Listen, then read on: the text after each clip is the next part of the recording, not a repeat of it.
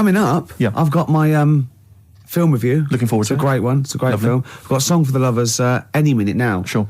And probably loads more chat. Yeah, there will be. There will be. PJ Harvey, This Is Love, XFM 104.9. It's Ricky Gervais show, isn't it? With Steve Merchant. Yeah, but you're going to keep quiet now, Steve, because I've got to do my world-famous film review. Looking forward to it. Yeah. I know you criticise it, because I say I do sort of like films that aren't on, current release, or that I sort of just do the plot, or, but, I think have you taken that criticism on board? I have. Good. This week's Ricky Gervais film review is Jungle Book. The Jungle Book? Yeah. That was made in, 1968? I don't know, but listen, shut up, right? It's a good review, right? Right, for people who either have heard it or haven't, you might learn something. Sure. Because it's sort of my take on it. Has the review begun yet, or...? No, it's good from now, yeah? Okay, Go. Right, the little kid, he's the jungle, right? But he knows the bear and the panther, they're good friends. But it's dangerous because you got to watch out the tiger and the snake. Now, the reason is, they don't mind him, but he's human and he can make fire, they can't. That's why he's sort of in demand, even though they've conquered the power of speech, they can't make fire. And then the orangutan gets him. Now, he's in trouble. But the bear puts coconuts on and makes himself look like it, then they fall off. They've got to get away. But then he meets a girl and then they're not, Okay. Do you write these yourself? Yeah. Or you don't get a professional to do it? Right. Oh, no. Okay. And what would you give that one out of 5? It's 9. That's a 9 out of 5. Strong review there. A strong film then for you. One again. And you'd recommend that for friends and family? Yeah. Okay. Just on video or DVD or in the cinema. Okay, good. All right. And the film again was? Jungle Book. Jungle Book. Jolly good. All right, thanks very much for that. Well, now it's time for a song for the lovers. This is the Smiths, and Last Night I Dreamt That Somebody Loved Me. Good. Okay, cool. Yeah, lovely. I forgot. Go on. The elephants. Oh, well, that's going to ruin it for everyone. They won't understand what you're talking about. Yeah. Smiths, lovely song. Last Night I Dreamt Somebody Loved Me. Beautiful. Song for the lovers there on XFM 104.9. Can't believe I forgot the elephants. That was a key element of the review. Really? Yeah. Don't let it get you down, Rick. I know how these things depress you if you feel you've not done the film review as best you could. That kind of winds you up. Yeah. You stew about it. Steve, it's time for my world-famous film review. People love it. Yeah.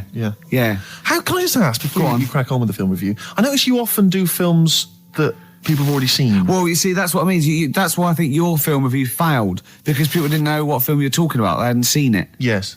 See, there was mine. I picked ones they've seen. Sure. That a lot of people would say that the benefit of a film review was the fact that they hadn't seen it yet, so they were going to make up their mind based on that review. I don't know who'd say that. I prefer Ricky's. Okay. See? All right, Carl. See, there you are again, being nasty to me. No, he's got a choice. All right, anyway, so my point is that how would you hope people would use your reviews? Right? However they want, really.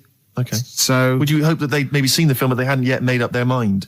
Whether they liked it or not. They liked it. Well, this is up to them. This is, this is for everyone. It's easy. So if someone said, because I think, you did, one of your most famous ones, I think, was one for The Cuckoo's Nest. Yeah. Now that came out, I think, in 1975. Yeah. So maybe some people saw it in 1975, haven't yet made up their mind as to what they thought of it. Yeah, now this put them straight and what to look for next time, maybe. Okay. Now, ready? Ricky Gervais film review. Sure. Review. Right? Chosen Rain Man. Rain Man, okay. Now, this has been on TV quite a few times, and it was a multiple Oscar winner. Exactly. Okay. So, right.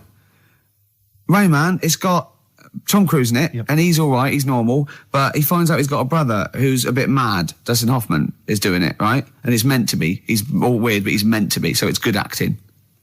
Now, he needs to keep his brother, but they don't want him to have a brother, and... he doesn't remember a lot, but he dropped him in the bath and burnt him when he was little, clumsy idiot.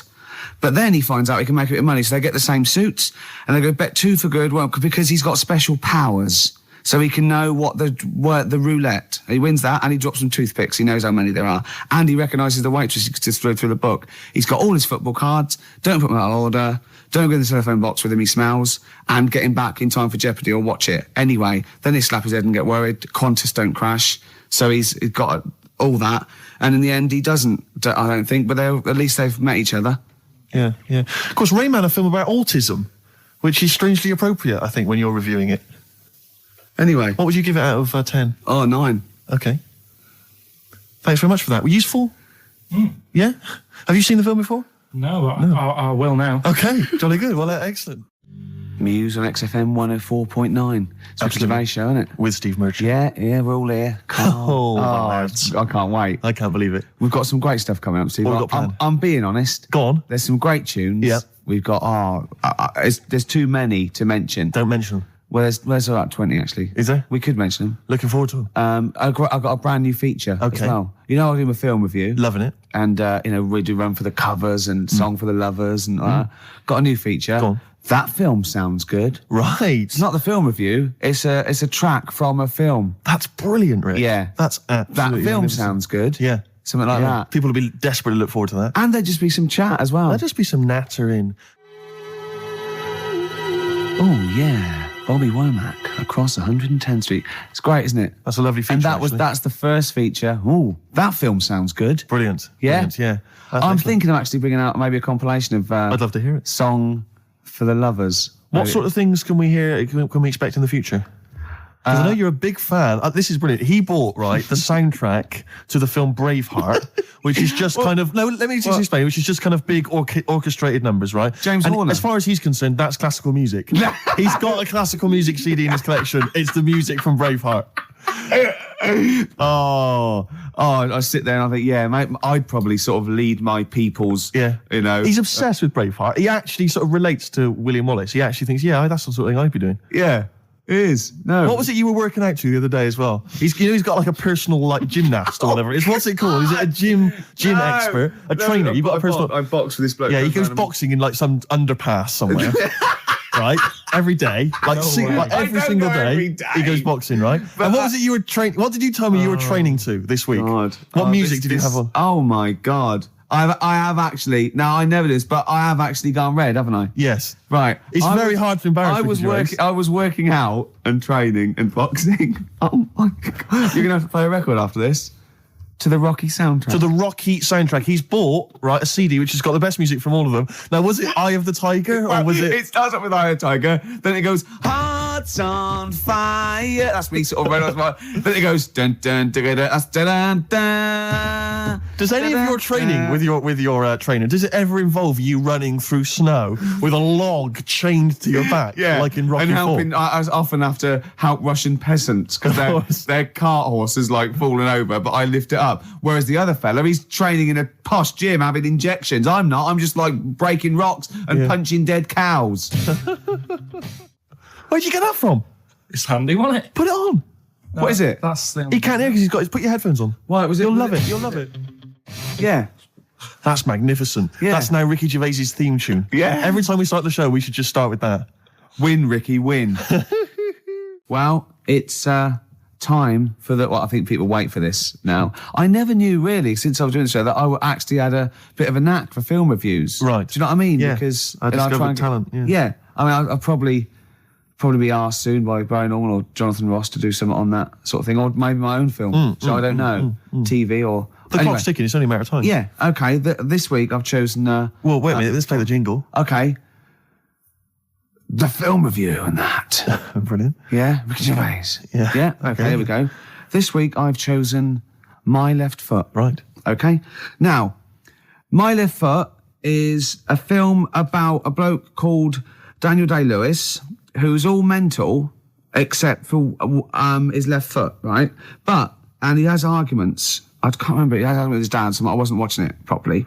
But even though he's mental apart from the foot, he does stuff with the foot that could do all over, and he uses that to his best. I think he might write a book or something, of paint.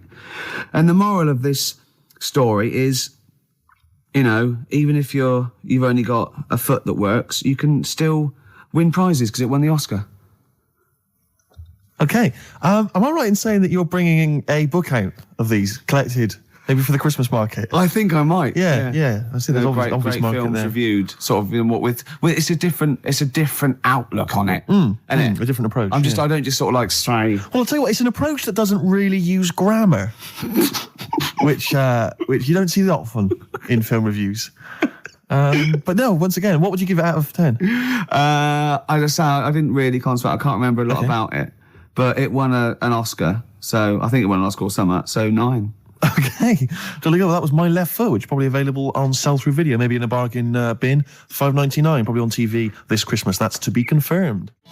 Eels, fresh feeding on XFM 104. It's going well, isn't it? I'm enjoying it, yeah. 20 minutes to go. I think, more of an up show. We've made some great hits and great songs today, haven't we? We've had some great features. A new feature. That film sounds good. Looking forward to that. That'll run week. and run. Yep. A song for if there are any record companies out there that want to put out a compilation of my songs for lovers, yeah. That's good. Anyone who wants me to do a film, any film you want. Yeah, reviewed. Yeah, reviewed, yeah. I would finish a sentence. Yeah, no, ideally. Because it was anyone who wants me to do a film. Well, of course, being a top actor, you'd have probably appeared in a film. Sure. Okay, yeah. And that... Jolly good. Yeah. Okay. Well, apart from the great music we've got lined up, Steve, we've got obviously our regular features. Sure. We've got my classic film review. Always looking forward to that. That's already getting a little bit of, attention. From who? Wow, just various people. Go on, name some. Well, I can't name them. What, by name or just... Yeah. Oh, God, what's that one? Oh, Scorsese. Right. You wanted me to talk about it? It's one of those films. Okay, good. Yeah. You going to talk about one of his today? Yeah. No. What we've got lined up? Spielberg. Right. Going to do a Spielberg film. Okay. We've got That Film Sounds Good. Yeah. Now, that's not my film review. That's where I take a track off a soundtrack of a classic film. Yes. And it's a great track. And I go, oh, that film sounds good. Brilliant. So, yeah. Because it sounds good. You see what I mean? But please don't be confused and think that that's the film review. I hate people to think that. No. That's what I wouldn't want. Yeah. Were you going to do a film review as well later? We've still got that. Well, I could do a film review now because it's quite a big. I thought you needed to prepare, but no, it's quite a big film, and I've seen it, and it is, it's a great film. So I hope I can do it justice because it's a very This week, what film is it going to be? It's going to be Schindler's List. Okay, and are you going to do a jingle for us? Ricky's film review. Okay. This is a film by Steven Spielberg. Yes. And because it's in olden times, it's all black and white and that, except a coat that's red. I don't know what happened there.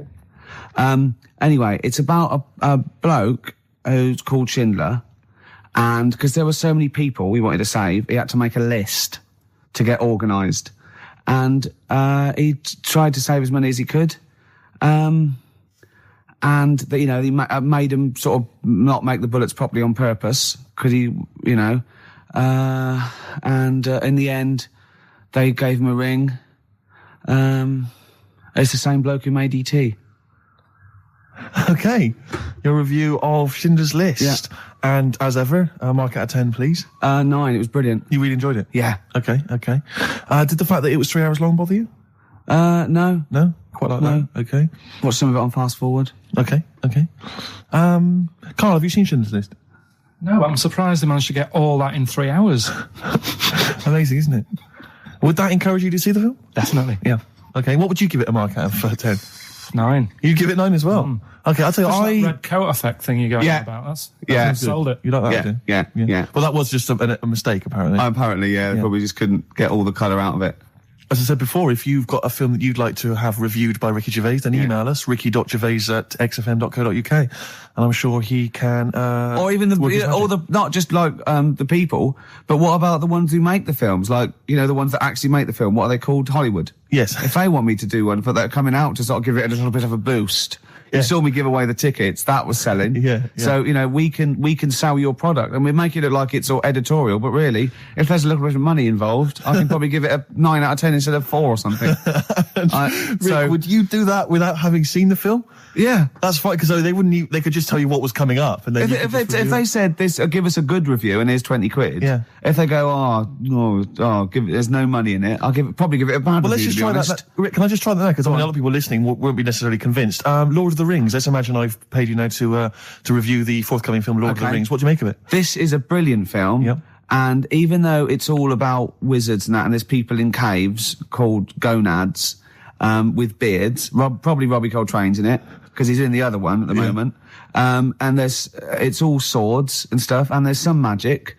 But it is actually the Lord of the Rings, not just like, just one of them. He's the Lord of it, and he's excellent in it. So, right, mark out of 10? 9. Again, very popular film for you. Carl? Less convinced by that one, maybe? That doesn't sound as good as the other one. Yeah? What are you going to give it, 7? Still give it 9. You still give it 9. Excellent, because we split it. We split the money. Okay. Excellent. Good. This is the eels. It's not the end of the world. Super furry animals. Absolutely beautiful. Yeah. XFM 104.9. Rick, you going to do your film review for us? We've got time for it, I think. I'm not. No, Why not? I'm not going to do it anymore. You're not going to do it anymore? No. You love it, don't you? No, it's great, and I just think it's time. You know, I did a dozen, but I did all the films that I would give like 9 or 10 out of 10 for. I don't want to drop the standards. Right. I don't want to start doing films that are 8 out of 10. Yeah. You see? Yeah. That's where a lot of film reviews go wrong. Yeah, Ross being one of them. Yeah, I've seen them go, oh, this is worth 7. Don't do it then. Yeah. If it's no good, don't do it. No worries yourself. No. Sure. So no more film reviews? no. Oh. Until a great film comes out. Sure, okay. Like Braveheart 2 or something. Yeah. Which would be 9 now. Quite It an was- eventful, Yeah. I'd have thought. Yeah. Yeah. So 9 for that. In well- advance. Rick, That film. Oh, now we come to the feature. We're carrying this over 2002 because it was such a great success. everyone's talking about it. Do you remember I stopped my film reviews because I'm only doing films I like, and I've done all the films I like. That's where other film reviewers fail. Sure. Because they review substandard films. Exactly. My average is still 9.5 out of 10. Yeah. And no one's beaten that. Not Barry Norman, not Jonathan Ross. No one's got an average of 9.5 out of 10 for the true. films they reviewed. So I'm keeping it there. I don't want to drop my standards. However, that film sounds good. This is where I pick a classic track from a film that I might not have seen, right? But I like the song. I might go and see the film. This is Almost Famous. The film was Almost Famous. I haven't Great seen film. it. I haven't seen it, right? But a song. Now, don't panic. Listen without prejudice. This is Elton John, but it's when he was good, okay? When he was a bright, funky, young Brit glam star. Wonderful song, wonderful tune, wonderful lyrics. It's Tiny Dancer. Now, it's time for our first regular feature of the day. That film sounds good. That film sounds good. I stopped the film reviews because I've done all the films that are 9 or 10 out of 10. I don't want to drop my standards. Absolutely. This is a feature where it's a soundtrack of a film where I like the single from it. It might make me want to see the film, might have seen the film. Today is our first request. Right, interesting. This is for Martin, who wants to hear Live in the City by Stevie Wonder, and it's from Jungle Fever. Let's hear it. Well, I love the song, and I love the film. Living for the City. Genius. Stevie Wonder. The man's a From god. the film Jungle Fever. Absolutely. It's a great film. Yeah. Well, not to be confused with Living in the City, which I think is a Desiree track. So Now never you do know, that. because you're a huge But Desiree fan. we were grooving along to that. It's a great, not my favourite Stevie Wonder track. I actually, for He's Mr. Know-It-All, but a great track. Stevie Wonder's just fantastic anyway. And during that, we just had heads down, we just like, just enjoying the moment. We said, turn it up, didn't we? We liked it. Carl, just halfway through, just looking at me, he's got a driving licence. Yep. I went, what? He went, he's got a driving licence. I went, he went, yeah, just for his own land. I went, you don't need a driving licence for your own land. He went, you might be right. He said, who else is blind? I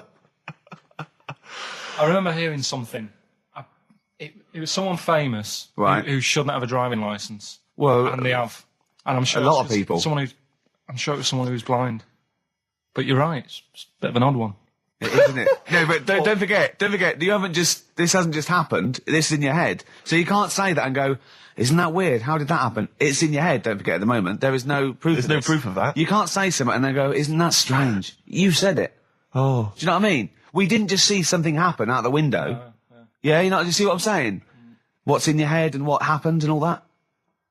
What are you thinking? I'm just thinking, who's that other fella?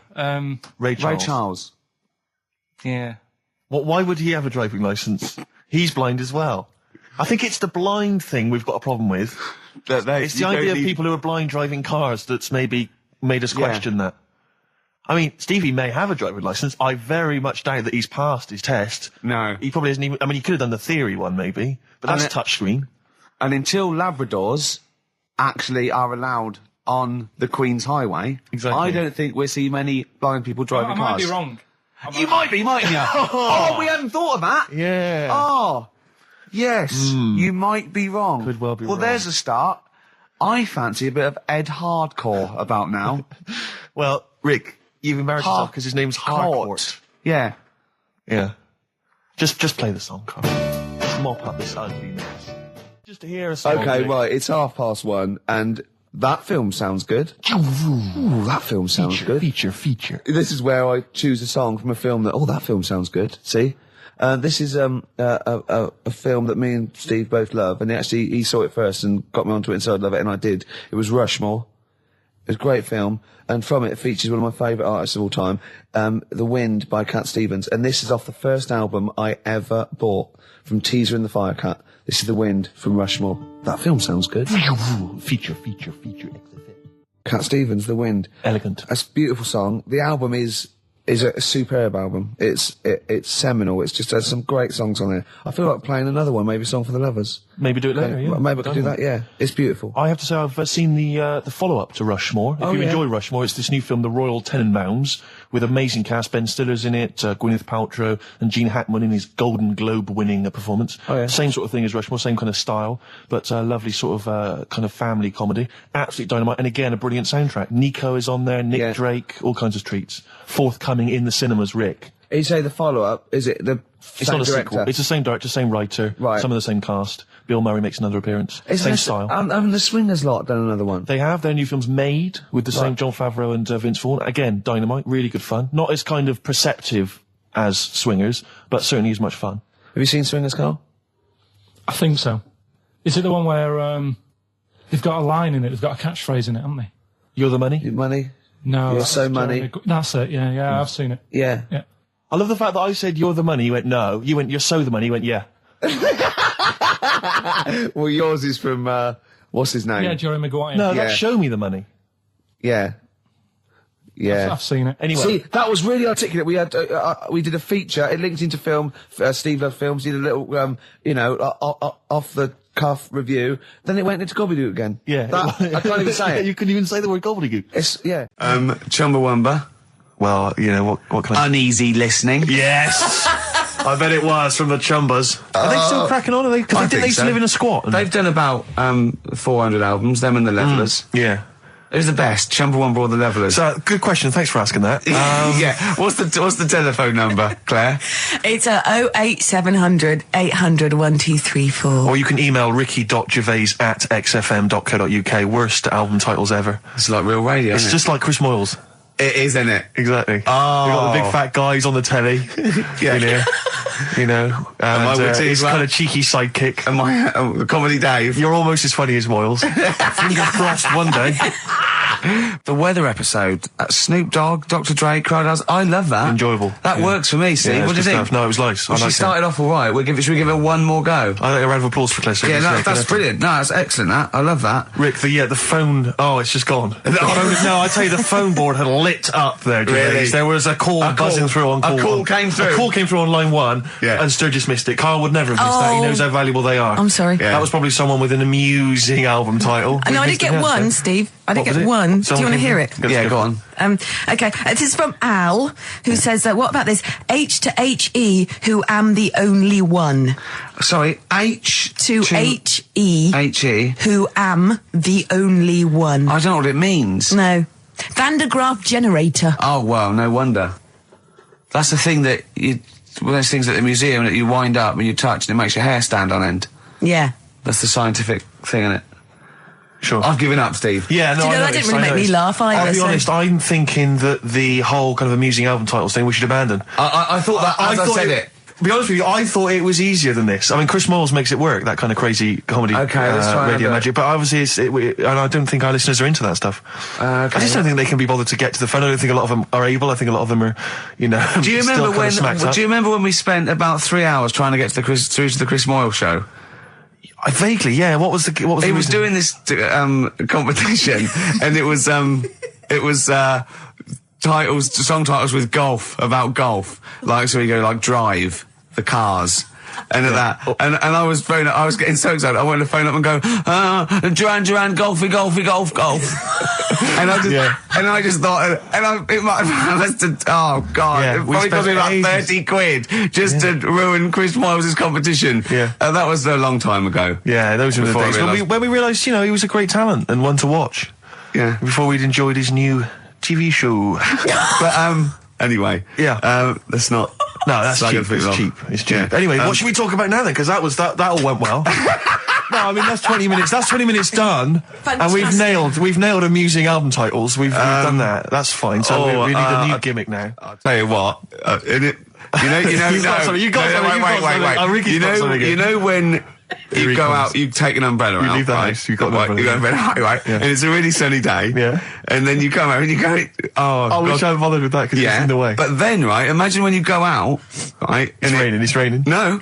You go out without an umbrella. Okay. And then it rains. What's going on there? Oh, Isn't that no. weird, isn't it? We've all been there, So we've all phone been if there. you've got like funny, weird observations of things that happen like that. Yeah, stuff like that about umbrellas or any kind of sort of accessory or hats. Give the number out again, Claire. This is going to be brilliant. This is going to be great. Take this one. Take this one. 08700 800 1234. Just comedy observations. Yeah, and stuff things you that we- thought of. Wacky stuff you thought of. Just tell us what stuff you come up with. Get the Sony people on the phone. This is dynamite. There's so many people listening who don't know who the banana splits are. The banana splits. Banana splits. Right. Listen, yes, they know the banana splits are, and even people under 20 know that. Snork, Fleagle, Drooper. Who was the other one? If you can remember the name of that, What's the number? Because I actually want to know this. This is what radio's for. When I can't think of something, they tell me. Yeah. So It's which one have you got? 08700 Fleagle, 800 1234. Drooper and Snork. I've no idea. God. I've no idea. Fleagle, Drooper and Snork. Drooper and Snork. Fleagle. Bingo! Nice. Well done. Don't bother calling. Sorry. That particular tragedy or that has been avoided. Bingo. I Yeah, don't know what the bingo moment's looks passed. like. Yeah. There was one. Anyway. There was one that had sewn up eyes. Drooper, I think. Sorry, go on. No, anyway, my point was this. Go on. Pink. Oh, I can't be bothered. No, really? I can't be bothered. I think we can play that new one by Pink. You 'cause it's cannot sort of like, play Pink. Why? Because it's too poppy. They just won't allow Pink on XFM. They what? They will not allow Pink on XFM. They what? Wait a minute, that's red rag to a bull. I've always been a rebel. Someone's telling you that you can't do something. That's crazy. Right, let's I'm also gonna get the new Justin Timberlake single. And I The tell you thing what. is, Ricky, you're going to have to nip down and have a word with Foxy because we haven't got it up here. Really? Yeah. I'd he'll love have to. it. Can't but- you call someone at Capital Radio? Well, yeah. What's we that call one? some- No, what's that one by Busted? That's what I go to school for. What about Abs? Dynamite. Abs, the new one from Abs. Dynamite. Yeah. Well, play a record and we'll discuss this Pink thing. Would you want a bit of cat? Oh, Cat Stevens. Yeah, Yeah, bit of Cat's that. Full of Four. This is Sittings. Lovely. Piano and everything, isn't it? Oh, this was the tune we were originally going to use as the theme music for TV's The Office. That starts Yeah. again on Monday, I think. It's Just play it. I wish people had to wear hats now. See, I couldn't I carry love it off because hats. of my shape and size. I look like Bertie Bassett. Whereas you look Basil Rathbone. I'd look pretty good at all sort of You'd cut a Christopher good- Lee. yeah. Wow. You would. But I'd sweep into a room, you know, I know. bellow Yeah, see, behind me. I think you look like. And don't get this wrong. Don't take this wrong. Right, we're mates. I think you look like a freak with a cape on. Okay. So- all right. Well, And at which point would you take it one step further and add the deerstalker, you know, and go the whole Sherlock Holmes so route? I'd have the cape, the pipe, the deerstalker, and Yeah. I'd solve crimes. It'd be great. It'd look like some sort You of. could be my fat companion. I could be. What? Sort of like get padding and stuff. Yeah. No, I like that. Yeah. I'd like to solve more crimes. If I'm being truthful, I'd like to. I would love to solve crimes. Just to solve one crime would be Oh, great. I wouldn't matter if I solved it. If the police came to me and said, I'd just look at the first one, I go in, Yeah. just get it off the streets. You know what I mean? Just like tick, done that. Sure, yeah. But I You just know. feel there'd be something. I feel like maybe because you know, like in TV shows, it always used to be, you know, they were a doctor who also solved crimes. They were a plumber, they solved crimes. Quincy. You know, Quincy, things like yeah. that. yeah. But you know, a couple of sort of BAFTA-winning writers. What did Heart comedians to who Heart also do? solve crimes. That's good. That'd be good, wouldn't That'd it? be great. What did Heart to Heart do? They were just They millionaires. were just a weren't couple, a millionaire couple who would invariably what But was they the Murder did She Wrote? that She was just a every novelist. week, though. Was Every she? week, heart to heart. Murder She Wrote. Murder, She She wrote Wrote. it and she solved She it. always solved it. It's Yeah. brilliant. Murder She Did wouldn't have been such a good sort of No, like thing. No. But this is what you don't seem to get that anymore. You know, people who do one job for a living. You know, DJ who also solves crimes. The DJ who solved crime? That was Shoestring. Was he a DJ? Yeah, He was Eddie a private Shoestring ear, wasn't he? He was a private DJ who's ear also a on the private eye. radio. Is that what that was? That the thing they did? Not private eye, private ear. Is that what they said? Yeah. And how did he solve it? He worked out clues Yeah. for callings and stuff. Yeah. No, he used to leave the building. He didn't just sit there and play records and then try and guess. That's great. Give us a call on the usual number if you've got any idea who murdered. No, it's Snitch Hour. Got a letter here. Who reckons I she never knows? used, I know a lot of my friends are big fans of Midnight Caller. Do you remember Midnight Caller? Was he a DJ who solved crimes? Yeah, it was one of those late night things in America, wasn't it? But was he a DJ? He solved crimes, didn't he? I don't know if he'd solve crimes or just solve. If you've ever solved a crime, email solve us. puzzles. He had one of those puzzler books. Weren't you on the front cover of Puzzler once? One of those things you get. Weren't you? Puzzler. Were you? Was I?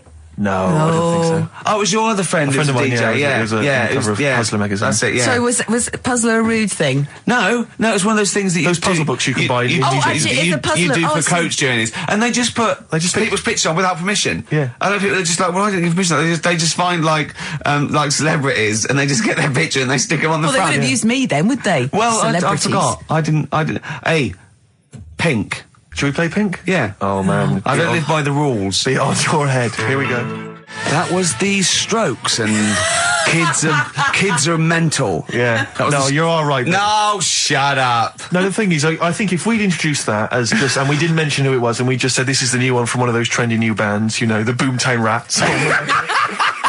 then I'm sure these listeners would have happily accepted it. But as it was, they knew it was Pink, and the phone lines have gone crazy. We had upwards of 2 calls.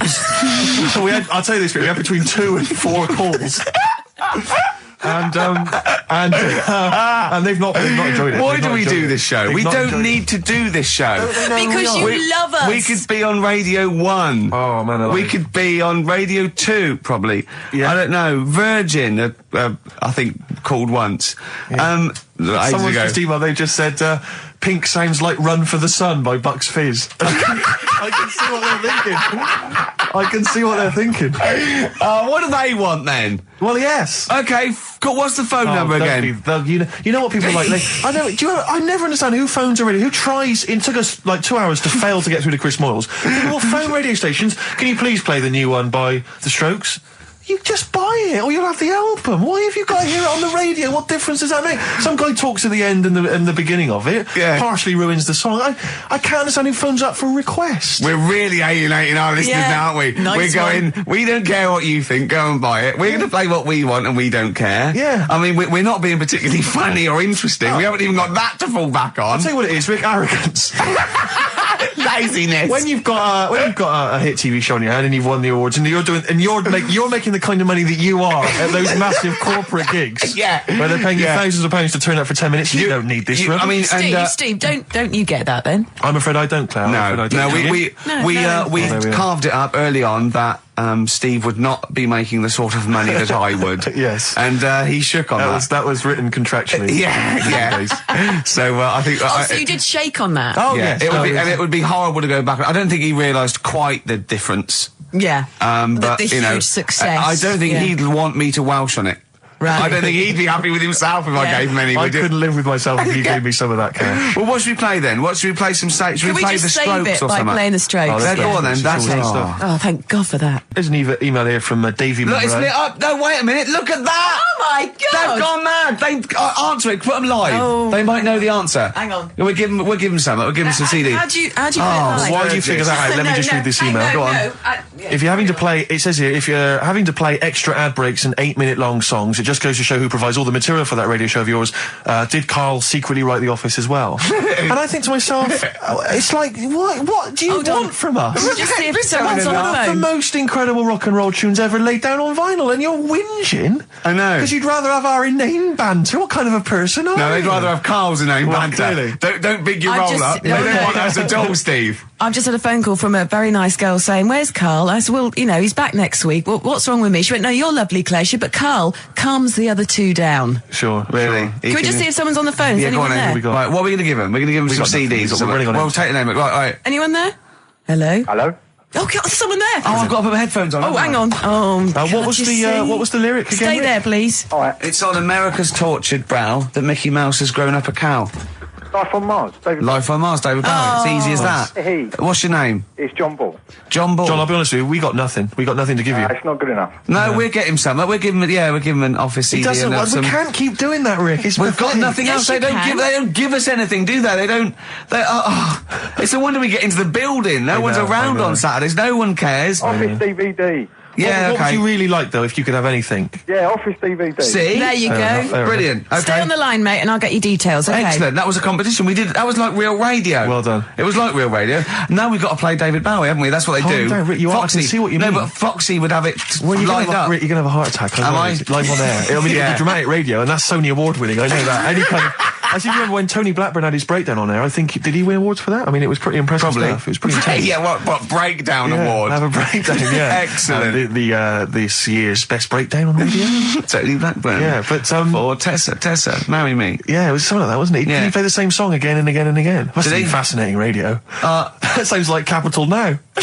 Oh, satire. High five. Nice We've one. done there. Oh, well done. Well done. Are we owned by Capital? You've got, remember what happened last time? Sure. And now Richard Park, who owned Capital, he's the Grandmaster. What? The Grandmaster? He's a grandfather. No, he's a headmaster of Fame Academy. Oh, is he? Yeah. Okay, let's play a record now, because you have to lie down, because you're just getting so worked up and now. I can tell when there's an excitement and enthusiasm and sweat, beads of sweat run down Well, your it brow. started off so badly, we had nothing, but then I did a competition, gave away some things. You've got an email that really annoyed you, haven't you? Well, we can talk about that later. Yeah. But yeah, whenever I see beads of sweat, I know, because that's not the Jeez. Ricky Gervais I know. Okay. It worries me. You never work yourself up into any kind of sweat. Okay, so you let's need to just play. chill out, Let's calm down. we're going so well now, aren't we? What about a bit of Beck? Let's play a lovely bit of Beck, just to chill everything out, just calm everything down. Yeah. All right. Yeah. All right, relax. Yeah. Okay, Yeah. there you are, you Yeah. see, he's gone. Yeah.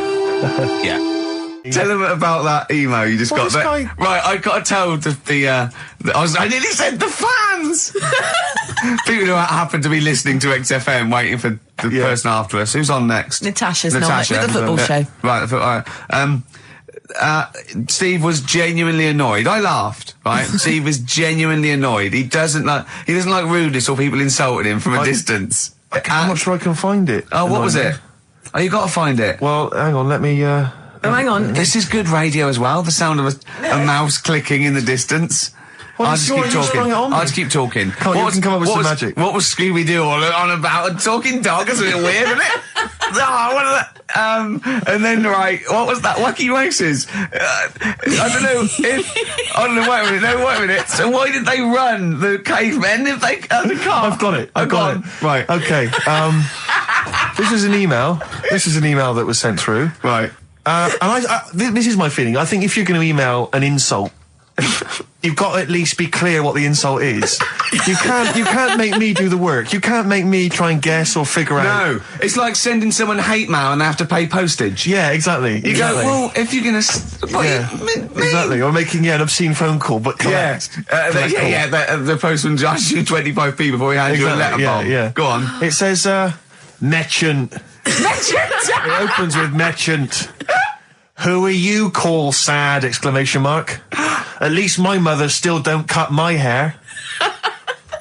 Merchant. Who are you, call sad? At least my mother still don't cut my hair. Is it an anagram? I don't know. I feel like it's been translated from the French.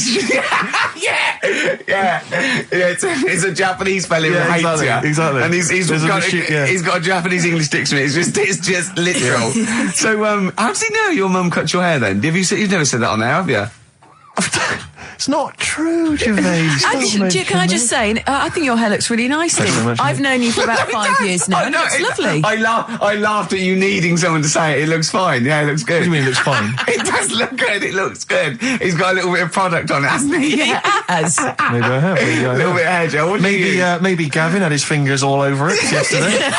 Yeah, I have my hair cut by Gavin of West Hampstead. Is it called? Is what it's called, Gavin? Or is he a bloke who works in? It's a Gavin who works in Do a you barber use shop. that fudge stuff? on Sorry, your hair? no. But seriously, I use a form of clay, a moulding clay. Yeah, that's Gavin It's recommended mad. it. Yeah. Gavin recommended it, and I've been very happy so far. Hold on though. Rick, what do you use? I don't. Yeah. Don't. I just sort of. Well, that's obvious. No, I just sort of like comb it back and whatever way it falls, really. Yeah.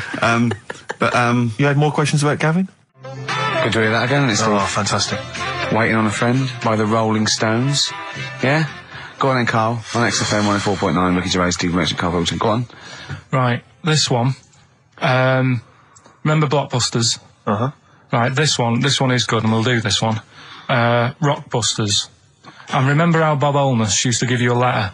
Yeah. And it'd give you a question, and the answer to that question is that letter. Yes. Right, well, it works like that. So if I said to you, we'll test it out on you, Steve, right? Right, welcome to the show and that. Hello. Let's play, right? And I say, right, your first one is W. Mm-hmm. And the cryptic clue, because it's done like crosswords. Okay. So not quite like Blockbusters. Well, this young man prepared for his death. And it's a W, so the answer And it's not always going to be like our sort of music. It can be any sort of music that's out there. So the W is the name of the answer. I understand that, but is the answer always the band name, or is it? Yeah. It's always the band name, is it, or the artist? Yeah. And so would the W be the surname, or would you have both the initials if it was someone's name? Would Elvis Presley be EP? Don't get annoyed, no. Carl. These are questions that I knew would be asked. I know because he tested it on me. So you've got to tell them. We That's need the to know point. the rules. If it was Elvis, I'd probably do E. No. Give him the answer. Give him the Right, answer. did you hear the clue? No, give me the clue again then. So the letter is It is a W. cryptic clue, and the It's clue's W. fine. Listen, but, and the go on. clue is, this young man prepared for his death. This young man prepared for his death. Yeah. This young man prepared for his death. And it's a W, and it's his first name. That's what he needs Well, to see, know. that's the, yeah. Yeah, but I don't... Well, shouldn't we have the initials? Wouldn't that make it easier? I mean, Yeah, wouldn't- but he didn't do that on Blockbusters. It just had one Yeah, letter. they No, did. they did. If it was if The gold one, they often had us for 3 or 4 Did they? letters, yeah. but it was normally just one word. It wouldn't have been a name or something. All right, then. W. Y. W-Y. Will Young. Excellent. I Right, didn't so understand it. What was this the young clue? man... Prepared for this young man. So he's sort of mixed, sort of cryptic. Yeah. But I mean, you know, that's a good effort. That's better than Yeah. usual. No, it's that is better than It's not usual. bad, is it? So do you want to play? Let's play Rockbusters. Yeah, Rockbusters. How many of these have you got? No, because No, let's just clarify a couple of rules here, Carl. Let's just make sure we thought everything through, because I'm pretty certain when they get these things on TV, they at least have a go at them in the office first before they put them straight on there. I'm sure that's how it works. I'm sure Bob Wallace just didn't turn up the first day, and he goes, "Don't worry, we'll wing it. It'll be fine. Bring the students in. Let's have a go." I'm sure they did a bit of preparation. So let's just check. We've got every base covered. Yeah, I've Firstly, how many questions have they got I'll to tell get you right? what. Let's do this off air then. Should we play a great tune? Well, yeah. Well, people need to call in, don't they? Because we're doing it, aren't we? Yeah. It'll be all right. And there's good stuff. I've got CDs, right? I've got some compilation stuff and a couple of videos and that. So that's what they're playing for. Call up now. 08700 800 1234. Get them on the air. We'll play the game. Brilliant. Yeah. Yeah. Is that what we're doing? Bit of The Cure. Brilliant. Pulp. Good news and bad news. Bad news is we have got enough callers to play Carl's game. The good news is we don't have to play any more adverts in this show. So if it doesn't work, sod it. Right, who have you got on the line, Carl? Sam. Now let's just remind ourselves, what's the game? It's Rockbusters. Okay, now calm down, Carl. I know you're a bit stressed. You've got a lot to do, but don't worry. You've just had a holiday. Throw this desk out. Let's throw it out and start again. Rick, don't get stressed. Go on then. People wouldn't think it was us if this show wasn't, half-baked and ill-formed and generally shoddy. That's what they've grown to love. Okay. All right. Sam, Hello. is it sounding all right today? It is. Just about. All right. Cheers. That is worse. Right, then. Yeah. Well, And so we've got Sam on the line. Who else have we got there? so we've got Tim as well, haven't we? Hi there. All right, Tim. Tim and Sam. Right, You sound quite similar, lads. Could one of you affect an accent or something? Which one's Tim? Yeah, it's me. Okay, which one's Sam? This is Sam. That's slightly deeper, Bit slightly deeper, deeper. yeah. Sam, And they're not against the clock anyway, are they? So it doesn't really matter. I suppose not. So I think Steve just wanted a bit of variety. you Okay. you understand the rule, lads? Could you explain them to us? Right, play it. Okay. Hang on, wait. Well, let me explain, because life is too short. Now, Carl's going to read out, say 3 clues, yeah, and just shout your own name and answer it, or shout the answer. Shout your own name, then the answer if you know it. It's the person who gets the most right. Okay. Is that all right? Yeah. Yeah. So, Here we go then. okay then. So Shouldn't it be the first to 3? Well, yeah, but then he hasn't got. I've got enough. It's fine. You've got enough clues for that. Right then, here we go. Welcome to the show. Oh God. Right. First initials ST. Right. Is that right?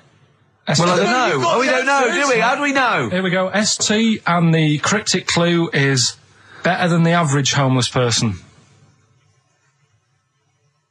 Okay? Sorry, I think, is that a band? Yeah. Is it an old band? Yeah. I think that's one word. Alright then, S. It's an old 70s band. Better than the average homeless person. Tim? Go on. Supertramp. Yes. Supertramp Well done. it is. Yeah. Well done, 1 point to I have you, no idea Tim. why that's right, by the way. You don't understand why it's right? He's a super tramp. Oh, right. Better than the average homeless person. cryptic, yeah. Yeah, cryptic. Yeah. Okay, second one. Come on, Sam, you've got That's actually quite good for Carl. Trust me, Tim. Take that as a good clue. Because, yeah, okay. We won't do this again. Wait, 1-0 Right, to here we Tim. go. Right. F. The letter is F. That's the next one we're moving on to. And the cryptic clue is, the little girl is hungry. What shall we do? The S or F? I've got it. F. Freddie. Sam. Peter. Yes, 1-1. Feed her. He's pulled out of the Feed her. Yeah. Feed her. Okay. Yeah. So that's one each. So this is the decider, isn't it? Wait a minute, ITV are on the phone. Well, you said first to 3, so no, it's not, is it? That's what I said. Just do the 3 clues and who gets the most. Okay, well, we can do that now. So, here we go. I love this. This is rubbish. Go on. So, here's the last one. The initials are AK, right? And the cryptic clue is exploding pet. Shout out your name if you know it. Last orders at the bar, please. Last orders at the bar. Exploding pet. AK. You're tuned to XFM 104.9, Karl Pilkington's quiz, Rockbusters. The format is still available. The highest bidder, please give us a call, or you can email ricky.gervais@xfm.co.uk. Is it a band or a singer? I'll give you a bit more of a clue. It's a pop band. Okay, we wouldn't. Sam. Tommy Kissam. Yes. Hey. Oh, this is amazing radio. So who was that won? That was Sam who won. So it's 2-1 to Sam. So he wins. What does he win, Carl? He wins some CDs and some videos. No, he's got obviously now, Sam, if you're ready, take the spot. You're going to do the gold run. Away you go, Carl. I haven't got any more. You're a fool. Right, stay on the line. We're giving both some presents. Play a record for. Rick, I'm going to shoot off. Not come. Feeder, come back around. He's getting all stressed again. You know, we've only done an hour. I know. I'll tell you what. This seems there's like another 3. hour to go. I know. I don't know what it seems like to the listeners. I'll tell you this, I'm not trying to be disrespectful, Carl, but I think maybe someone else should come in and press the buttons. Because I'm not sure you're across it. I don't think you can concentrate on talking and working at the same time. I'm not sure you can... Walking Yeah, and eating. for you, it seems it's a Oh, bit no, like... don't say that. Look, he's gutted. No, there's a lot of gone wrong here. I say throw this desk out and get a real one. Seriously. Well, I think there's a Fisher Price one you can buy in Argos that might be worth but getting. we got there. We were stunned because it was second hand, this one. But this is like the Mir space station. I mean, it really is falling apart. Get a new one in. Let's not, I can't believe it. Look at that. Look at the library. Look at the gaps in the library. Let's not go on about this because this isn't good. What? Whereas that quiz was.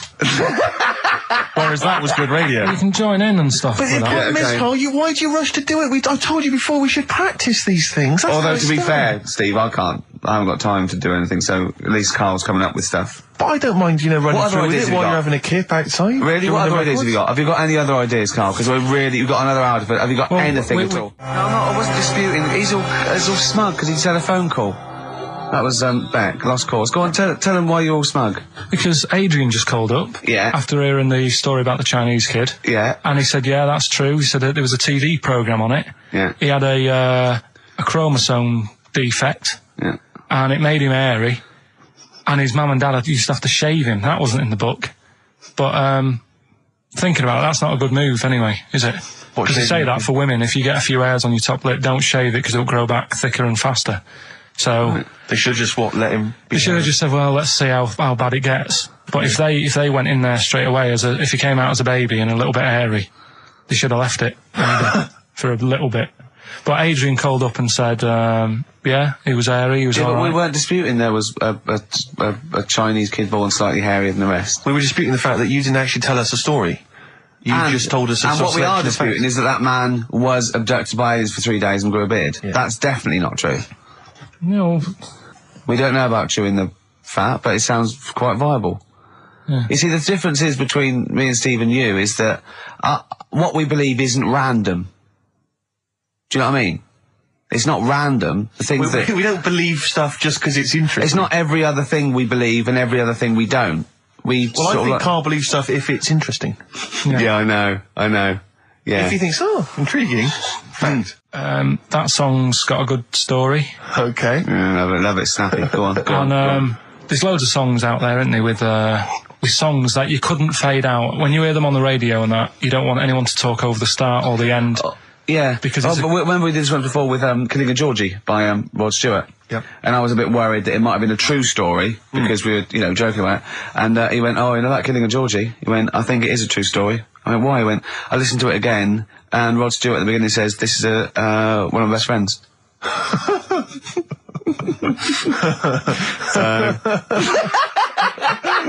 It's brilliant, isn't it?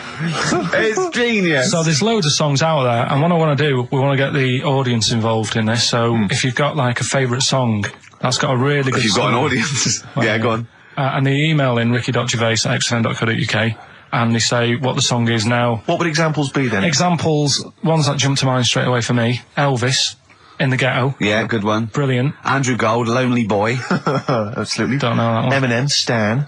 Right, yeah. Good one. You couldn't fade it out, could you? Because you go, well, what happened? Yeah, no, absolutely. And that's what I'm saying. Not just any sort of pop song that keeps repeating itself. And, it's like, it doesn't matter. It doesn't matter if it skips or, you know what I mean, if you turn the radio off. Yeah. But I'm talking about Ernie, songs. the fastest milkman in the world. Yeah, that is a good story. That is a good story. Oh. Yeah. Do you know that one? Yeah. Yeah, it's a story, yeah. Ted from Teddington, he drove the baker's van. Well, So what have we got then? Have we got one? so we're going to kick it off today with Stevie Wonder, Living Just Enough for the City. Okay. And just briefly. Sum it up.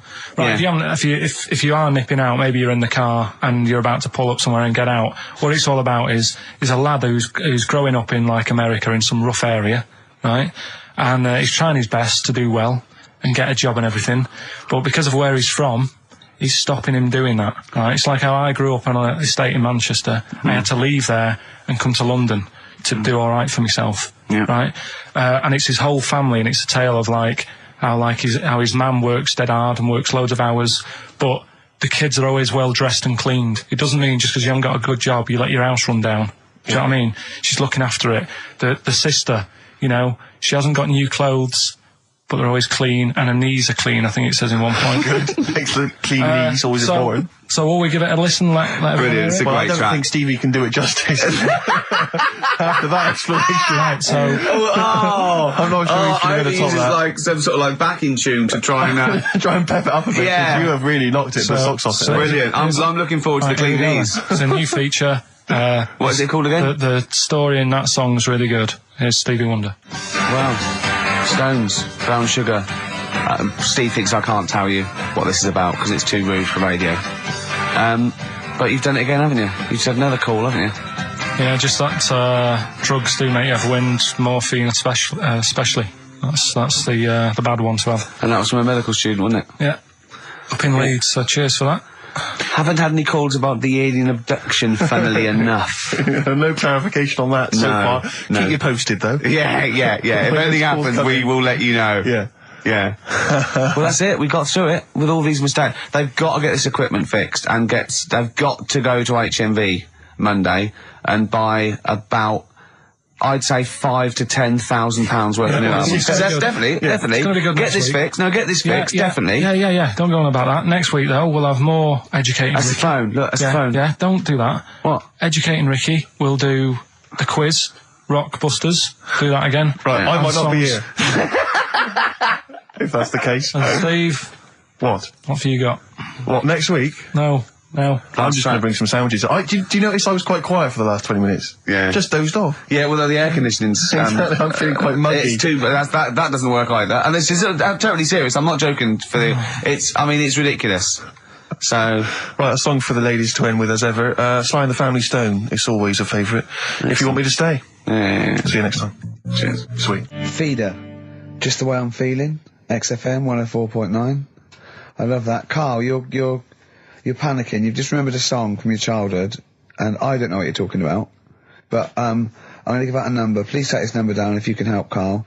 It's 08700 800 1234. Right. I'm not that bothered. We were talking about a track from the 60s, Yeah. Mighty Quinn, Yeah. and it was on the same compilation. My dad had a tape in the car, and the tape was always on in the stereo thing in the Yeah. car. And I used to sort of sit through all this stuff I didn't like, but knowing that coming up soon was a song about a monster with purple eyes. It wasn't Puff the Magic Dragon. It wasn't that. A monster. There must be something else about it that give people a clue. Do you remember a chorus or a few lines? It says something like, it was a one-eyed, it had big eyes, purple, and it eats people or something.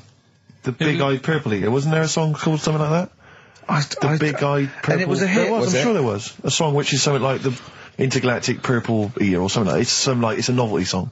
Rubbish. What, by the Bonzo Dog? Yeah, it's that sort of thing, yeah.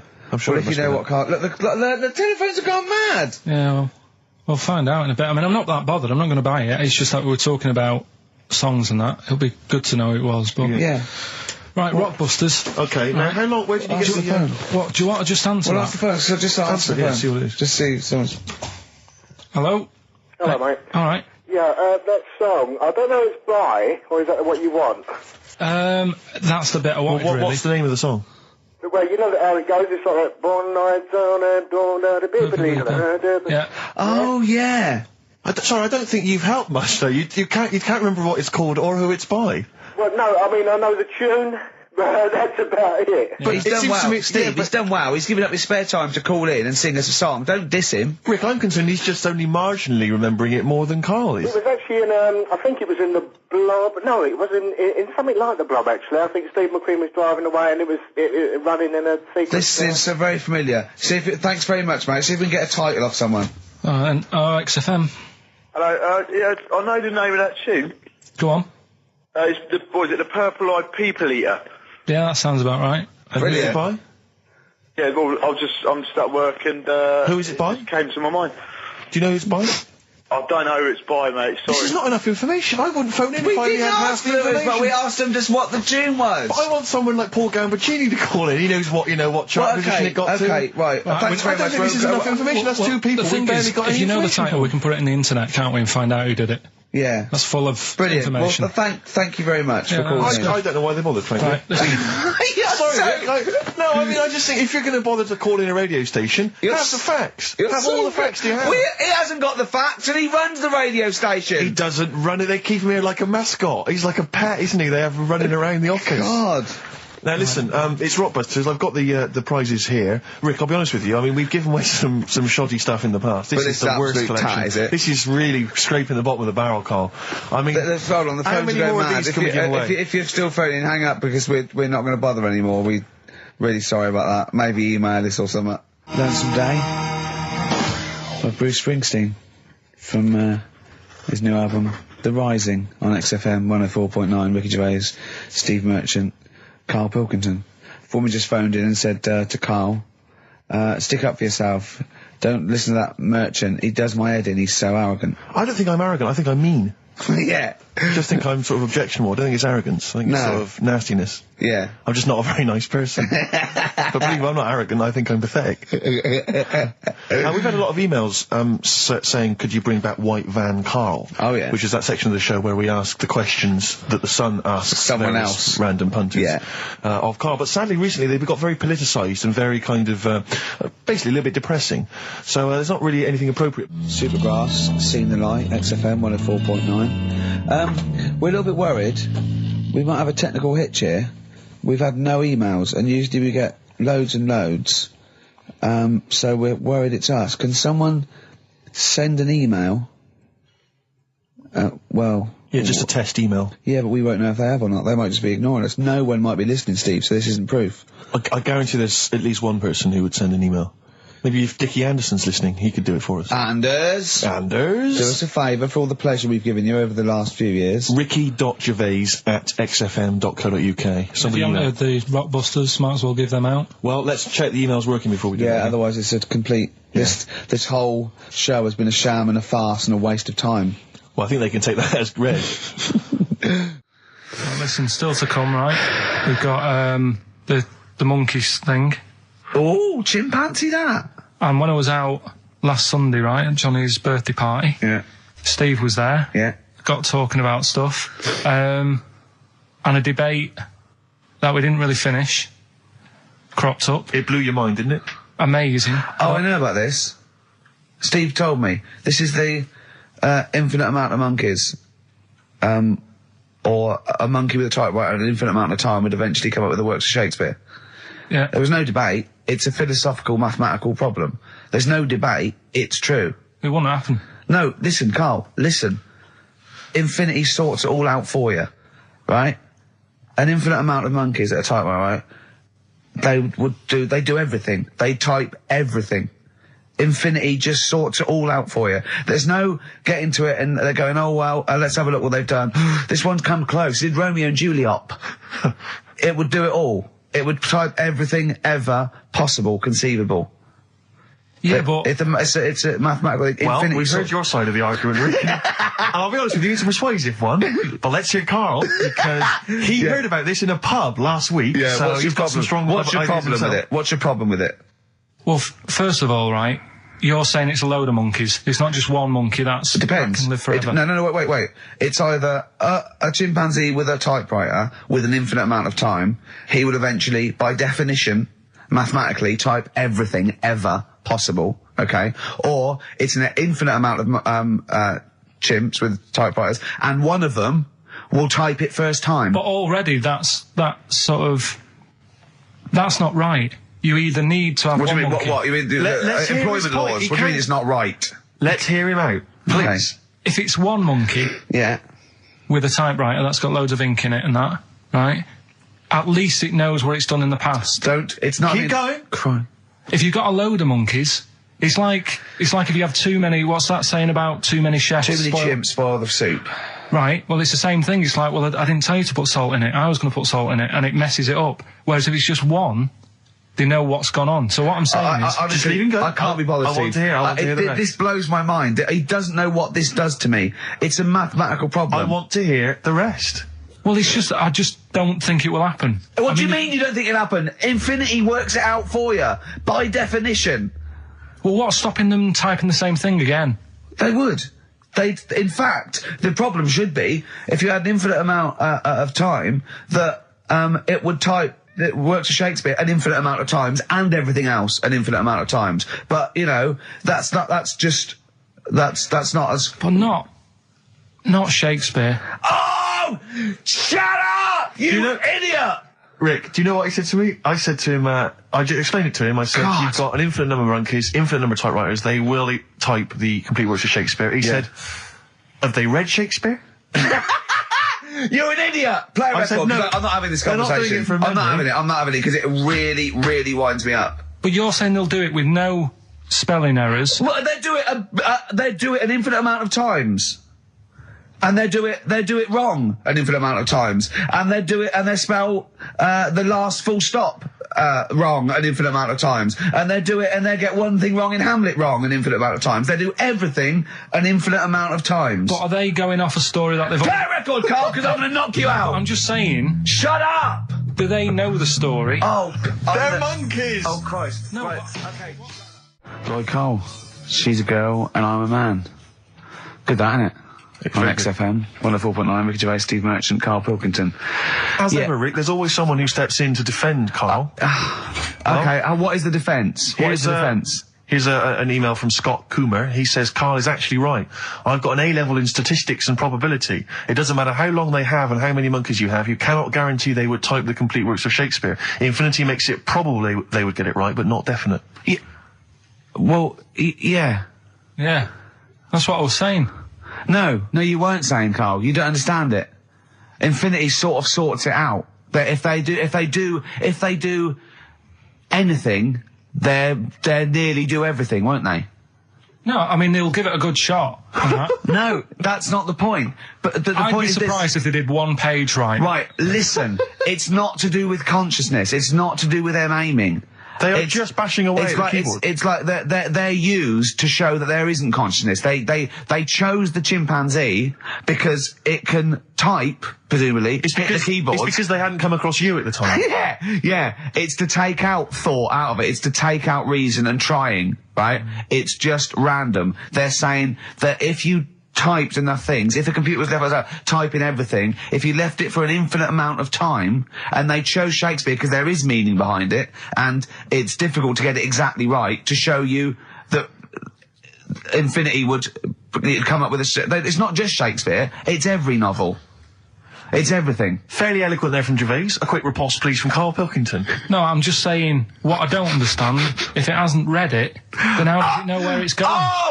Listen, right, okay, listen, right, Can I just explain to people, right? Some people have said, oh, why are you cruel to Karl? He drives me mental with things like that. What do you mean, well? Can I just, let me just, just take a breather for a How do moment. I do your editing?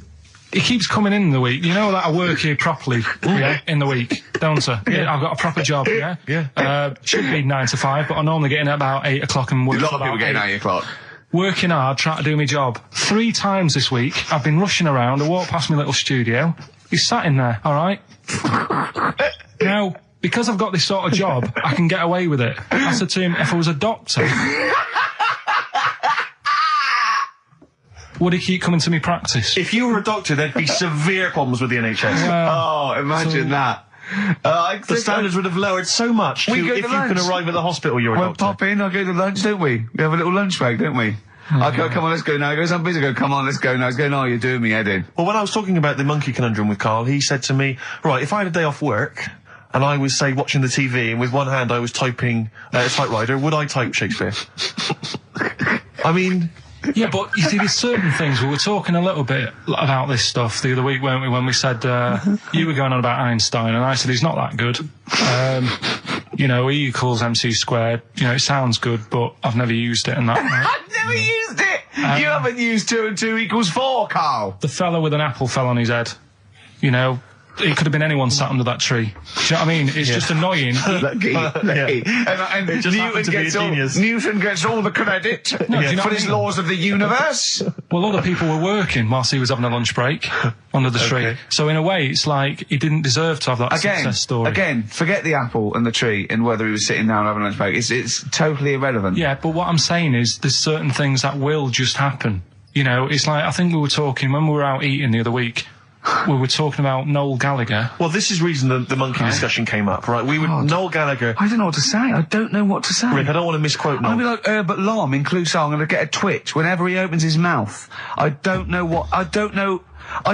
where to start with some of his statements. Well, as I say, this discussion began because we were talking about a quote that Noel Gallagher supposedly gave. Now, I don't want to misquote Gallagher, but the gist of it was that he said, had I written Wonderwall or whatever, instead of the Beatles writing Strawberry Fields or whatever, I'd be the one that was considered the great songwriter and it wouldn't be the Beatles. You know, it's just the fact that they came first that meant that they get all the credit as being the greatest band. I in the don't know world. where to start with that statement either. I mean, that's Gallagher's thing, and he's, you know, well, whatever. We know what we think of that. What was your point, Karl?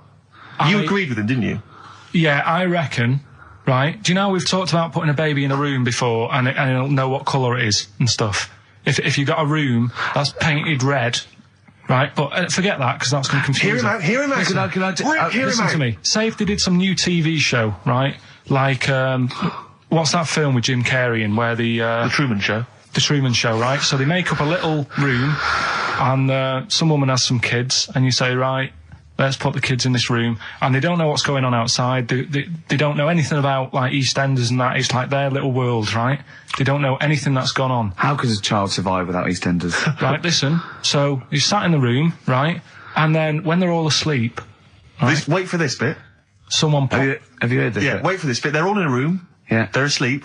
Yeah. someone pops in, puts a guitar next to the bed, right? Nips off out again. They wake up in the morning, and one of them goes, "What's this?" They don't even know it's a guitar because they've never seen one, right? They're talking English though. Yeah, We just left guitar out of the vocabulary. right. So There's plenty more to come. one of them will pick it up and they'll go, "I don't know what it is," and they'll start strumming. They'll go, "That sounds good, doesn't it?" Give them a few weeks, they could come up with Hey Jude. Whereas typing Shakespeare, a monkey that can't even spell, I see that. Listen, I'll call you can't answer it. Can't answer I might come with you, Rick, if that's all right. we've got to sort out that Christmas special as well. Yeah, no, sure. Alright, I'll see you later. I'm shooting off then as well. Flaming Lips. Yoshimi battles the Pink Robots on XFM 104.9. Before the outbreak, Steve Miller Band, Fly Like an Eagle. Great track. Lovely to hear that. Brilliant track. We're not scared of playing that sort of stuff, are we? Indeed. We got some great... I think we're underestimated here. People think we're just like, you know, two guys and a buffoon in a room. But we're so much more than that. We try and put together a whole package for them, don't we? For their Saturday afternoon listening pleasure. If there was an infinite number of us three in an infinite number of studios, broadcasting for an infinite number of shows, would we ever do anything half decent? Yeah, we eventually... Would we ultimately come up with something quite good? What was that email that you were laughing at? I can't, it's too rude. What does it say? It's too nasty. Oh, God, give me the gist of it. The gist of it was that it would mean that if there was that infinite number of monkeys, eventually, besides the fact that they would type the complete works of Shakespeare, they would also type the sentence, Karl Pilkington is a genius. But the email also said it would also type, Ricky Gervais is I can't say the word, but... I know. Yeah. But the number of times they type it and write, Karl Pilkington is a genius and Ricky Gervais is a cund. Exactly. Yeah, that would be there a lot. Come on, someone talk. I'm looking at his face, his headphones are too loud. Instead of turning them down, he's just grimacing, going, these are too loud. I don't understand it. Yeah. How have you lived this long? How did you make it to 30 without getting squashed or eating something deadly poisonous? I told you I used to choke a lot. We've had an email from... placebo, the bitter end. We've had an email from Andrew Forrest, who has just simply entitled it, Karl Pilkington. Oh, Karl Pilkington. What do you think of that? That's got to be your new name from now on. I had a mate who used to use it. What, he used to call you that? Yeah. Was that your nickname at school, Pilkington? No, it's not my nickname. It is now. No, it's not. It is now. Pilkington. Pilkington. Oi, Pilkington. Oi, Pilkington. Pilkington, do my homework. Where do you live? Where do you come from? Pilkington? No, there's this lad who called Mark, right, who used to go to school with, who used to call me that. And his mum, right, was like obsessed with cleaning. And I was never allowed in their flat. He makes the place look untidy. So she used to, I don't know if it was just me or all his mates, but I used to turn up and she goes, yeah, he is in, but you know what you've got to do? And I used to have to go round the side of his flat, and he had a computer, right, which he used to play. I didn't have one at that point, but he had one. And I used to have to go round the side of the flat and stand at his bedroom window with his window open, and I'd be sort of leaning in playing the game. You are joking. I'm not. His mum... You had the weirdest upbringing I've ever heard. The things you were willing to do. It's the strangest. What is this town like? No, I stopped going. Was there always music? Right? There's the horse in the house there. Oh, look at these two kids with big heads and webbed feet. All right, Ronnie. All right, Reggie.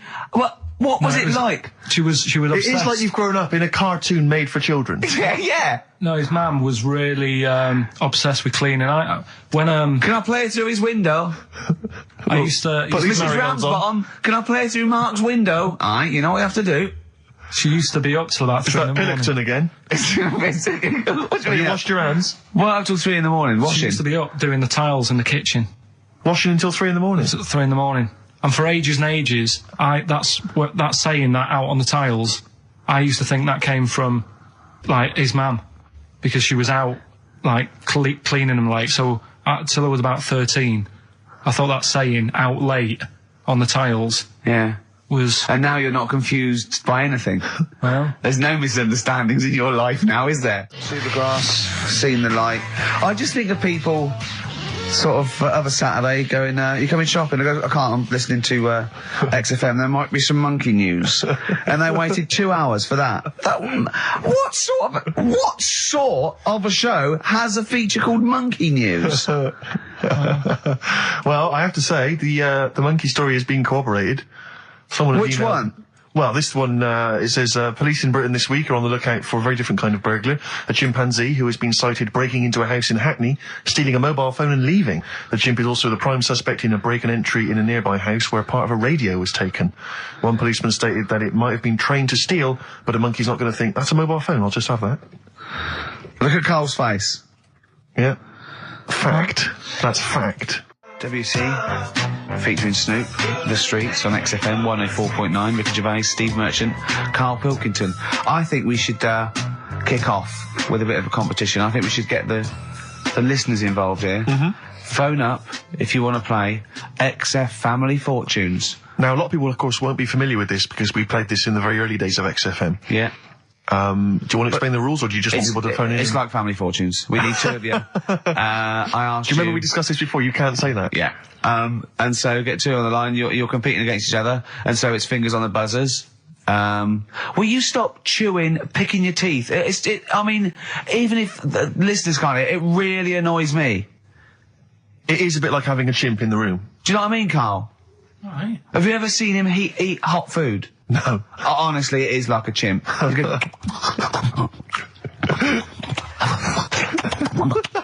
what are you doing? What? Just get... Oh, God. Or like the Cookie Monster. Yeah.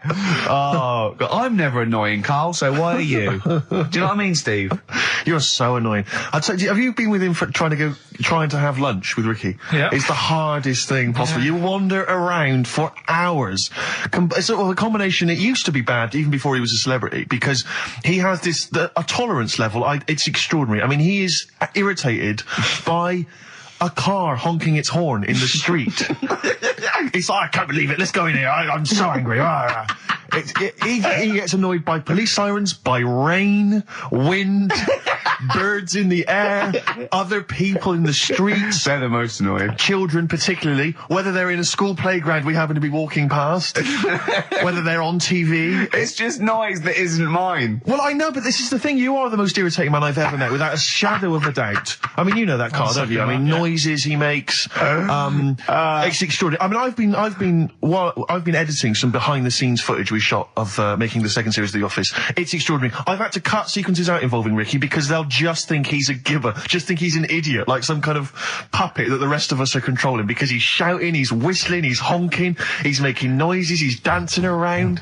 It's extraordinary. And if you're out trying to find somewhere to eat with him, all these irritants, all these annoyances, and it's, that music's too loud, I don't like that particular song, I'm not going in there, there's more than 8 people in that cafe, I'm not going in there. It's just extraordinary. I think we need a woman.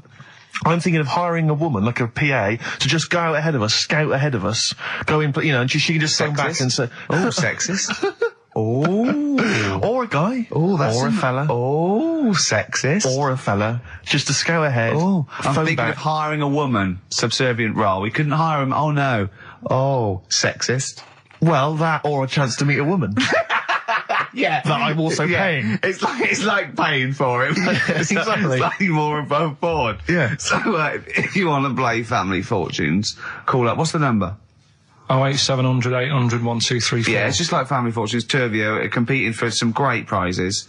And, I go, something you know how it goes, and then you go Buzz and Flower on board. It's not as high-tech as Family Fortunes. Current single from Nick Cave and the Bad Seeds, that's Bring It On. Yeah. On XFM 104.9, Ricky Gervais, Steve Merchant, Karl Pilkington, and 2 people on the line to play XF Family Fortunes. Brilliant. Hello.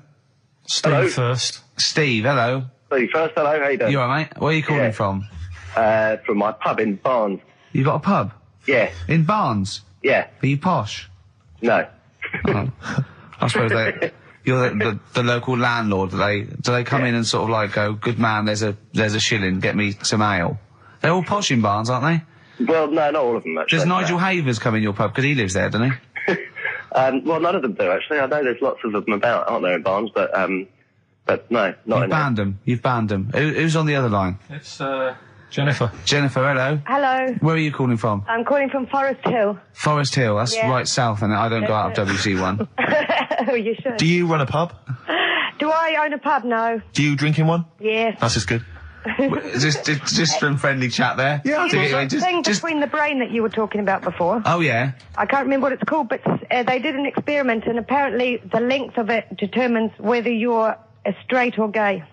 Is that That's right? what I heard. Yeah. Well, so what? You could actually trim it if you fancied. It didn't go that far. Oh, Always. you've just interacted with Karl Pilkington. Oh my God. I treasure that. Right, here's the prizes. Okay, now, listen, don't be disappointed, because, as ever, Carl has just gone through some people's drawers here at XFM and found some really quite shoddy prizes. So, you get on DVD. I don't know if you're a fan of it. Are they a German band? Rammstein or Rammstein? Oh, you'll enjoy that. But there's any number that includes Asch zu Asch, Spiel mit mir, and Hergelade. That's just some of the classics on this DVD of their greatest videos. Red Dwarf, the first. Do you think series. Germans sit around looking at ISIS records and going, "Look at these Wonderwall"? Possibly so. Wow. The very best of the Stone Roses, although I might have that. So anyway, there's also an I Love You compilation, kind of appropriate, and a tribute to the Ramones, which might be interesting. So you can get the idea, Steve and Jennifer, the stakes are pretty high. Okay, here we go. Exit Family Fortunes. So, fingers on the buzzers, just both go, wah! If you think you can answer this right, and then we, the highest answer or the top answer gets the chance to play or pass. If you play, you've got to get all 5 answers. There are 5 answers. Every wrong answer, you get a life, and I'll go, and when you lose 3 lifelines, then the other person can steal. It's as simple as that. If you've seen the show Family Fortunes... No, this is not based on anything I've ever seen ever in my life. Okay, right. Okay, fingers on the buzzers. Okay. Name something. We asked 8 of my mates, right? Something you associate with Karl Pilkington. Well, Okay, Jennifer, what? silliness. Yeah, that's the top answer, thick or dimness. Do you want to play or pass? Play, please. Okay. Stay tuned, Stephen, because you might be able to steal if she gets 3 wrong. Okay? Right, okay. Right, we've got the top answer, 4 to go. Thick or dimness is top answer, obviously. Okay, Jennifer, some other things associated with Karl. Comedy. You'd think so, wouldn't you? Yeah. No, I don't even know who he is.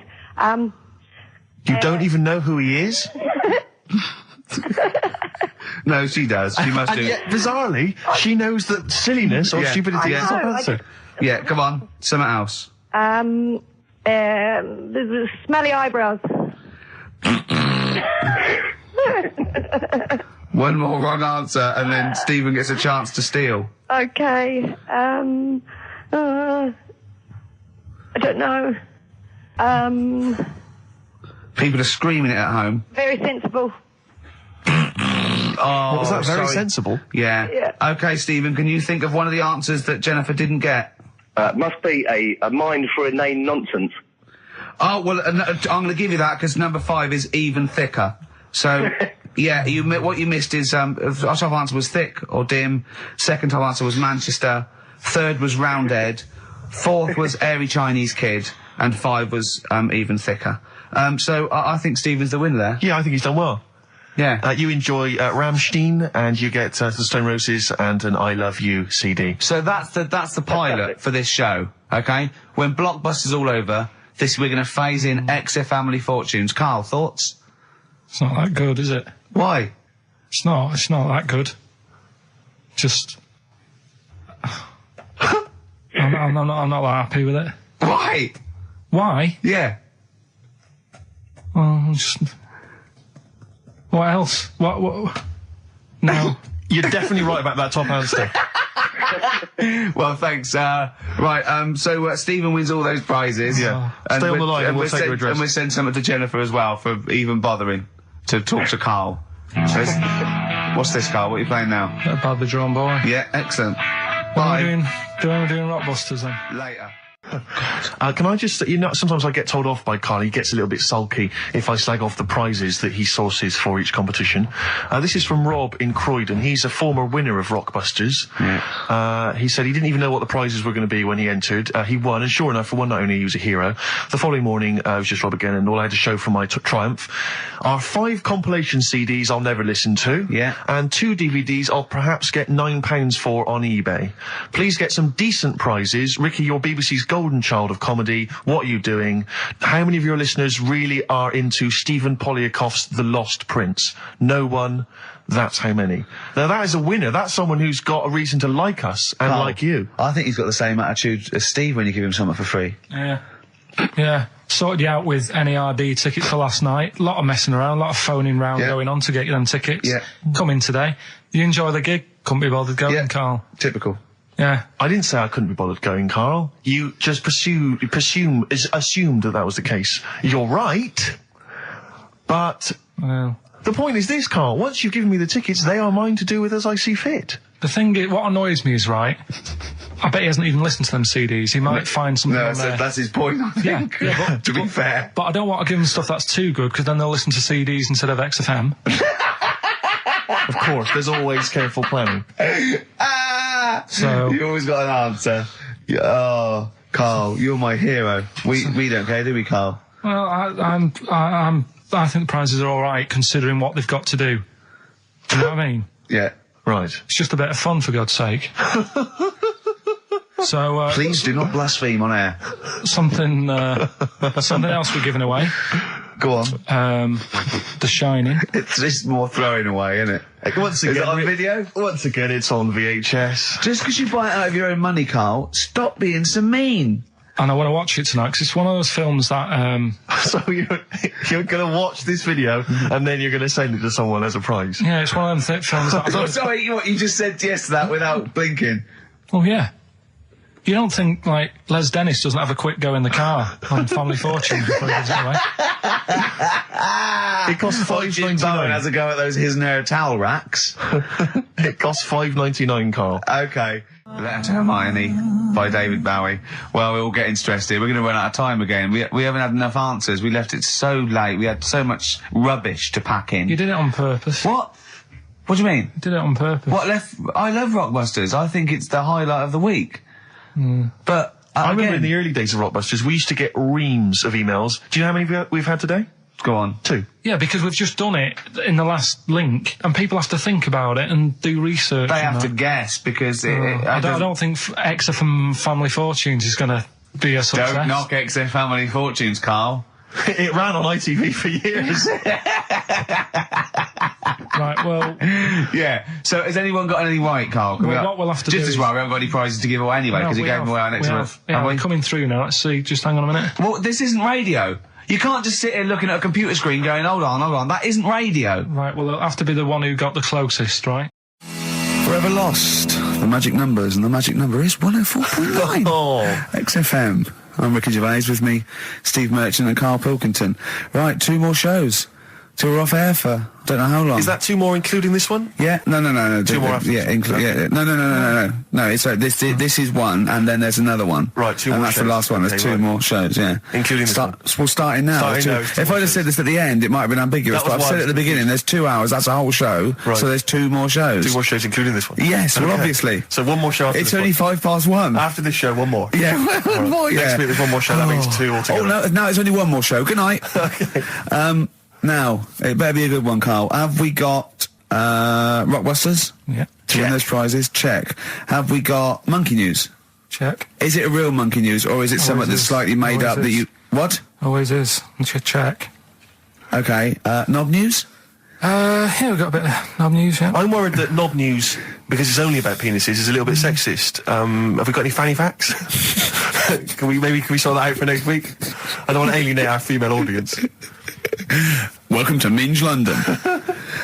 Good, I'm glad that's that. Well, brilliant. We've got a song with a story. Yeah, doing that. What is it? I don't want to sort of tell you what it is yet, because the song isn't that great. Do you know what I mean? It's good. not a song Good. that's like an XFM song, but every time I hear it on, say, like Magic or whatever, Yeah. I have an argument. 105.4. Yeah, I have an argument with Suzanne that, you know, what I think it's about, and she says, don't be stupid, it's not about that, and I'll say, no, it is. And so we're going to decide who's right. Yeah. Well, I don't know what song you're talking about, and I don't know what the argument is, but Suzanne's right. Definitely. No doubt about it. We'll have a listen, but I'm hoping that once people sort of listen to it again with my thoughts, every time Well, I hear this it, song sums up what people should think of you. It's don't believe a word. All right? That's the sort of links I'm capable of. If that doesn't bag us as Sony, then nothing will. Thin Lizzy, don't believe a word on XFM 104.9. I'm going to miss this show. It's been good. You might be the only one. No, well, you know, so we'll come back again. We've got a lot to do over the next few months, but maybe for Christmas or just after. But I still call Karl every day anyway. Oh, sure. I called him a couple of days ago. Of course you did. And I went, it was the weekend, I went, what are you doing? He went, oh, just in Regent's Park and that. I went, what are you doing? I said, just going for, oh, Jesus. I went, what? He went, a caterpillar just fell out of the sky. I went, what? He went, a caterpillar just fell out of the sky. God, it's there, it's wriggling around. I went, sure a bird didn't just drop it? He looked up and went, oh yeah. It was a bird. Of course he did. Yeah. For a moment, he thought caterpillars were raining from the sky. I thought I was in chicken licking. Yeah. Unbelievable. Why did you think a caterpillar had fallen out of the sky? I don't know, it just startled me a bit. I love Carl being I startled. like the idea of him straight on the phone to Trevor McDonald. Look, Trevor, there's caterpillars, insects falling out of the sky. They're falling out of the sky now. Put it on the news, quick. Are you sure there wasn't a bird? Oh, there was a bird. Yeah, sorry, Trev. Bye. But it was after, like, I hung up the phone and that from you, I sort of sat there for a bit watching it. I imagine him cross-legged, just in front of it. But do you know what? Because of his shape, the shape of his head, and his sort of IQ, I bet the caterpillar was thinking, Mama. Yeah. Do you know what I mean? Yeah. It's unbelievable. Go on. And it was sort of running about all over the place, right, Steve? So the caterpillars have loads of feet and that, don't they? Wow! Well, they have 6 legs. They're actually larvae of insects. They have 6 legs. But they have little sucker things to hold on to the back of cabbages and that. No, they've got more than that. I'll tell you, they have got 6 true legs. Trust me. Trust me, I'm a scientist. And you were thinking what, Carl? Well, but they've got little pods. They've got little pseudo pod legs and little suckers. Yeah. But it was running about like everywhere, right? Mental, but sort of running off to the left, and then it sort of went back to where it was. Then back, went right and what have you. I'm just thinking, whoever gave them the legs, right? What's the point if they don't know where they're going and that? Do you know what I mean? If you can get about... Imagine that sentence. Did you hear that? Did you hear that sentence? Can we play that sentence back? No, I don't think we can. Imagine who gave him that legs.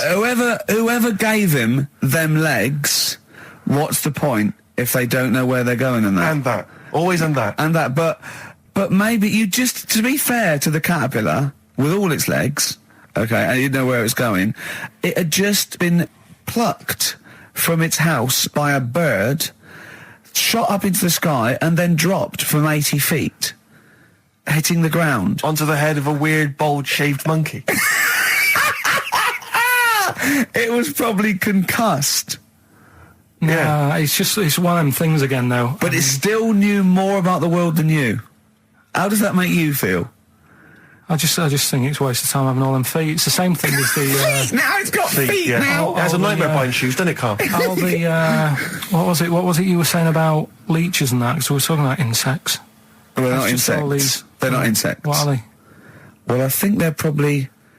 probably platyhelminths.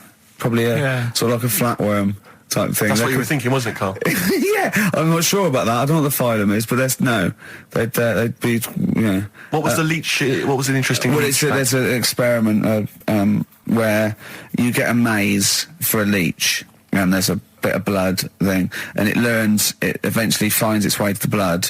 Okay, and then it knows. Okay. And if you put it back to where it starts, it knows where it goes straight towards it because it's learnt it.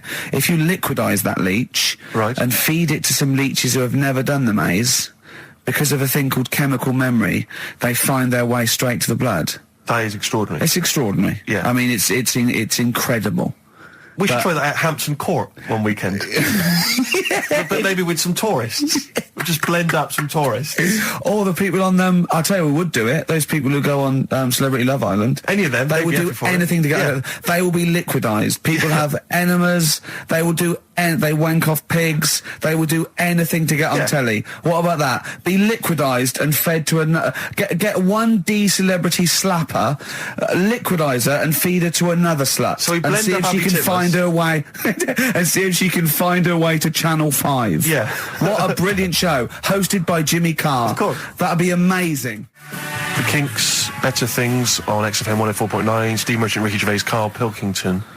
But do you know this? We're talking about the leech thing. Sure. Right. You're saying put them in a blender. I'm not saying that. Well, someone did. Yeah. Why were they doing that in the first place?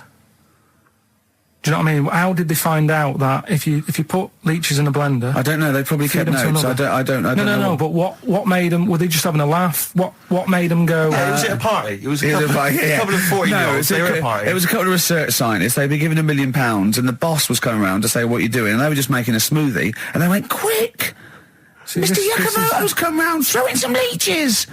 What are you doing? just leeching. Just feeding these leeches to some other leeches. All right, well, that looks like science. I'm off.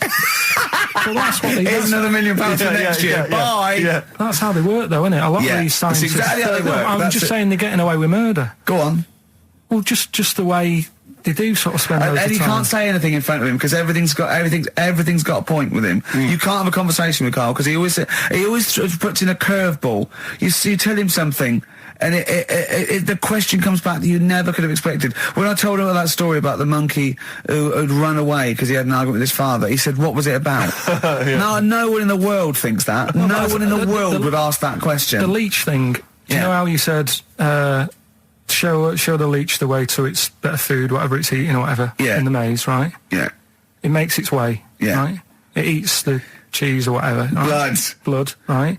And then you give it. Everything's a cartoon with Carl as well, isn't it? Everything is a cartoon. It's a leech with a little hat and a little baby bell at one end. But what happens if you got another one and move the bit of blood? Right? So feed those 2 leeches to one. Then what? So is it going to get confused, or do you know what I mean? Which way will it go if it's eaten two leeches? Yeah. That have done 2 different ways. Yeah. Is it sort of stressed out? I don't know. It probably knows both routes. It probably goes, well, there's one over here. Oh, there's one over here as well. I'm happy. I've had 2 for the price of 1. Right, and okay. I'm full of leeches. Then what's the best that can happen for? I don't. What are you talking about? What do you want out Because of me? I'm just saying, if by doing that, they can go, right, we can do this with humans. Oh, what do you mean? What do you mean in the name of Christ? What do you mean? All I'm saying is, what's the point in doing it? Think. What do you mean? If you could do it with humans, I'd say. What? Right, Carl. Think about what you're saying, man. Yeah, I'm saying. If you could do it with humans, do what with humans? Say if Einstein, right, didn't do all that maths that he did, right? Say if he got to E = and then he died. Squash his brain, give it to someone else, say, right, eat that. And they go, right, it's E = MC², isn't it? What I'm saying is... But they wouldn't. They'd go, E = wouldn't they? If it was chemical memory, they'd go, E = same as Einstein said. Yeah, I just ate his brain. What am I saying? What have you made? Carl, think what you're saying. It's unbelievable. The thing is, right, you are what a scientist does. You just keep saying why and what and why and what. But nothing's ever enough for you, which is good. It's nice to have an insatiable... I get annoyed with all the amount of time and effort that's put into stuff that's useless. What's the next stage to squashing that leech? If it's not going anywhere, forget it. Work on something else. It's the same way in some science magazine I was reading about, is there anything smaller than a quantum electron or something? Yeah. It's like, if it's not getting in the way, don't worry about it. Why are they worrying about things we can't see? If you blended up Carl's brain and fed it to someone, would it make any difference? They wouldn't even notice, would they? Wouldn't register. You fed it to a leech, and the leech would go, I don't know what I was doing. I don't know what... Where was I going? I'm even more confused. I don't know. Talking of leeches, did you see the dregs that they put into Big Brother last night? I've not been watching it. It's bad enough anyway. It's a house full of people you wouldn't cross the road to save, right? Yeah. But there's 3. They've put in 3 more to spice it up a little bit. They've put in a low esteem model. Sure. Right? They've put in Mr. Bean, who is the whitest man I've ever seen. I mean, it's like a new race. Yeah. He's nearly see-through. And this thing that looks like Matt Lucas in a bikini. Wow. Unbelievable. The fat things on her back, I thought she was coming towards me. Really? It was unbelievable. And the first thing she said, she went in, she looked in the mirror, adjusted herself and went, "Oh, me minge." That's the level. Do these people have relatives? Is there anyone in the world who knows them, claims to be a friend of theirs? Families. Do they have family there, or the family just moved away? No. They're probably their family. Their family are probably quite proud of them because they're on the telly. It's probably like saw your daughter last night saying "all me minge" on the telly. Yeah, she was on the telly, wasn't she? Yeah, she was on the telly. What about the bit about "all me minge"? She got one out immediately. Went, got it out, lobbed it out. It's unbelievable. It looks like an experiment. I can't watch it anymore. It's just too much now. Because I can't relate to those people in the first series. I always remember it seemed like a genuine social experiment. Yeah, exactly. There was intrigue, there was drama. Yeah. It was genuinely great hypnotic television. Now it's like putting ants in a jar and shaking it. I don't know what's. But even now, I couldn't watch that once a night every week. No, I know. It's just. It is unbelievable that what people are willing to do now, and the title, because they've just put in people. I mean, it's unbelievable. It really is. You don't care about anyone. But I suppose what's good is that I think you watch it now because you want one of them to fall over and hurt themselves. Yeah, or just choke on a chicken bone. And no one else in the house knows the Heimlich manoeuvre. That's a good idea, isn't it? Yeah, feed him more chicken. Send in more roast chicken. So we got a wonderful celebration for you. Pushing the Senses by Feeder on XFM. Ricky Gervais, Steve Merchant, Karl Pilkington. Right. All right. How you doing, Karl? Yeah, all right, yeah. Another holiday? Well, it wasn't holiday. Well, it was. You had 5 days off work. Why isn't it holiday? You had 5 days not working for a living. You know how many days holiday gets a year now? 29. Oh, that's more than teachers, isn't it? It makes me sick. It makes me sick. Well, I know the kind of hours you work, Rick. It's mad. I mean, if you're not in work by midday, you're furious. No, but I mean, I'm always... 29's normal for the normal working person. Yeah, but, you know... And anyway, it wasn't a proper holiday. I went to see my mum and dad. It's nice to see them and everything, but it's not holiday, is it? Why? It's not going away. It's not getting on a plane, is it? Going away. Oh, is that definitely a holiday? What happened before 1950? I don't know. People used to go... Yeah, exactly. People used to go to Blackpool or Brighton. That was holiday. Yeah, but I didn't Where did you go? go? Went to Wales. There you go. Lovely holiday. Lovely holiday. Have a holiday in Wales. That's what they say, innit? Come to Wales and have a holiday. That's what they say, innit? So come to Wales and meet your parents. Come to Wales and have a lovely holiday. Right. Well, anyway, it was good and that. It's always good to see him. Right? Yeah. But week off work. Do you know, like my mum likes gnomes and stuff. Yeah. Right. Of course she does. She's lived with one for 30 years. She said, get your dad to take us to this park where they've got 6-foot gnomes and stuff. Right. Have a walk about. Sounds like a nightmare. Yeah. Sounds like a living nightmare. Keep an eye on Karl. So anyway, he stood still for 2 minutes. Someone bought him. No. You can't buy them and that. It's like a little exhibition thing. Yeah. Right? And it's part of a hall. Right, this big hall that you have to pay to get in. But we didn't want to see the hall. I just wanted to see the gnomes. Of course you did. Yeah. So anyway, my dad says, yeah, well, we can get in there for free. Of course he did. Clever. Right?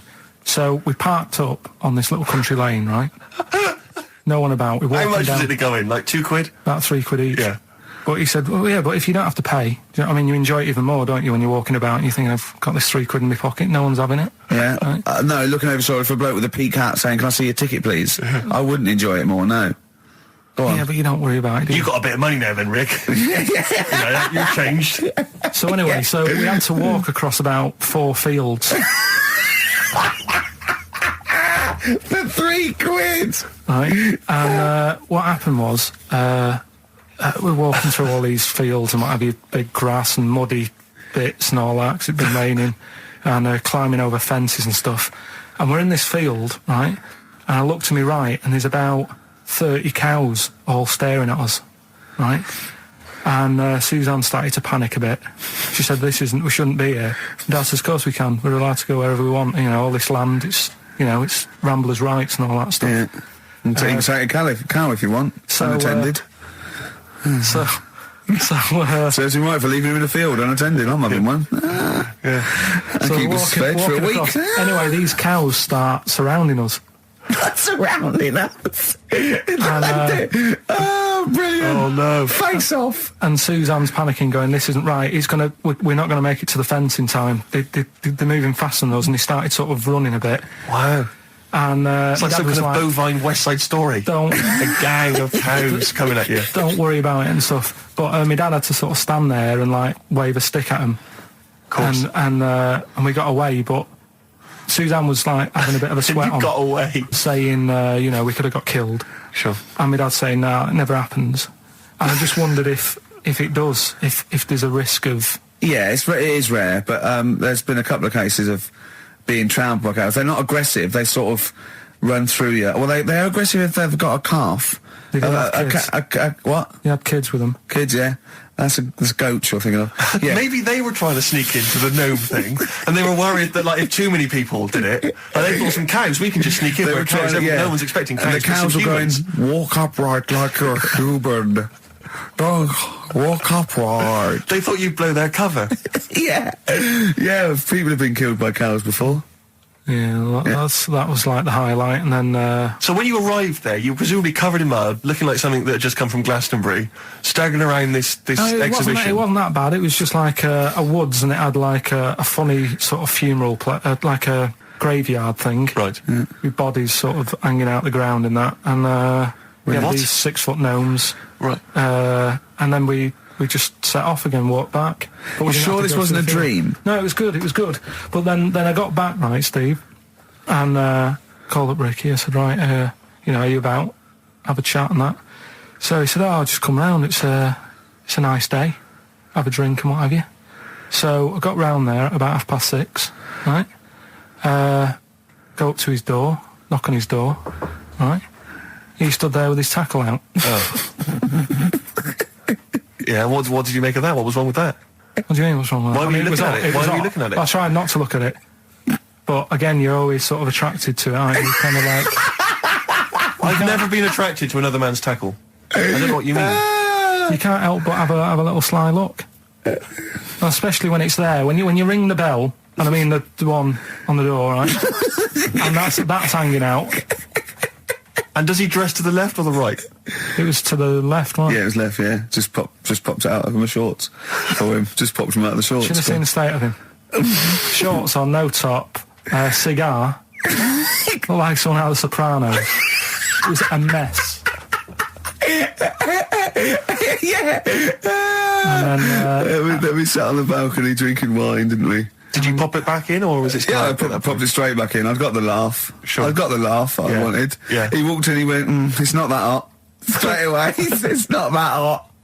Oh, brilliant. Then, was that knob news, or is there more? No, it's got more knob news. That's just a taster. Just a taster. Listen, let's play some adverts, let's play some great music, and maybe we should have some early knob news. Early knob news coming up. XFM. Landed by Ben Folds on XFM. I'm Ricky Gervais, Steve Merchant, Karl Pilkington. We've had a couple of emails, Rick, saying that there have been reports of people actually being killed by cows. Yeah. So it is actually quite a lucky escape for Karl and his family. The worrying thing about that is it's tragic, and anyone dying unexpectedly, it's terrible. But what makes it worse is when it's something like being killed by cows, because there's a slight humour aspect. Yeah. How were you killed by a cow? Yeah. Like, for example, if you were killed by a falling safe, Yeah. the vicar might laugh. Yes. That's my worry. Yeah. Well, I read a story in the paper of a man who fell out of a window and died. He fell out of, he was like a third-story window and he fell out. But it was slightly amusing because at the time he was mooning. I know. For a laugh, he was mooning someone and he fell out. I know. So when he fell, even though it was tragic, he obviously had his trousers around his ankles and his arse out. I know, the thing, there was a kid who died, got hit by a truck mooning. But you know, the worst thing about that is, it's not funny enough to be killed for. No. Mooning isn't funny enough. No, it's just not a good enough gag. Do you know what I mean? It's a witless sort of thing to do, and then to be killed for it. If you just done a 2-hour impromptu Eddie Izzard style, routine, and then you got tragically killed, that would sort of make sense. But doing something that's mooning, it's almost karmic because it's such a bad joke. Yeah, it's like in some weird universal karmic way. It's like if you hadn't been mooning, maybe you wouldn't have got killed. I know. If you hadn't done such a lame joke, maybe you'd be okay. Yeah, but that's it. But there's lots. Yeah, you don't want to be walking along. You don't want to be walking through the garden and stand on a rake and it flips up and it hits you so hard, and it's like a boing noise as it hits you. And it hits you so hard that it kills you. It kills you. Yeah. Or you fall out of a window and a cactus goes up your bum. I know. You're killed by a cactus up the arse. I know. Or you're at a concert and a fat woman stage dives. Yeah. And she just squashes you. Yeah. How did he die? He was squashed by a big hefty. Mama Cass just jumped on him. Just big fat woman squashed him to death. Yeah. Tell you what. Yeah. Tell you what though. Right, talking of fat women. Go on. I'm not having a go, but did you see Michelle McManus on... man alive. Yeah. You are what you eat. What are you eating? Girls allowed. Look at that. It was unbelievable. No, but to be fair, she did... Did you see her in her bikini or whatever? Yeah, well, yes, but she was always a little bit... Yeah, but what do you mean a little bit?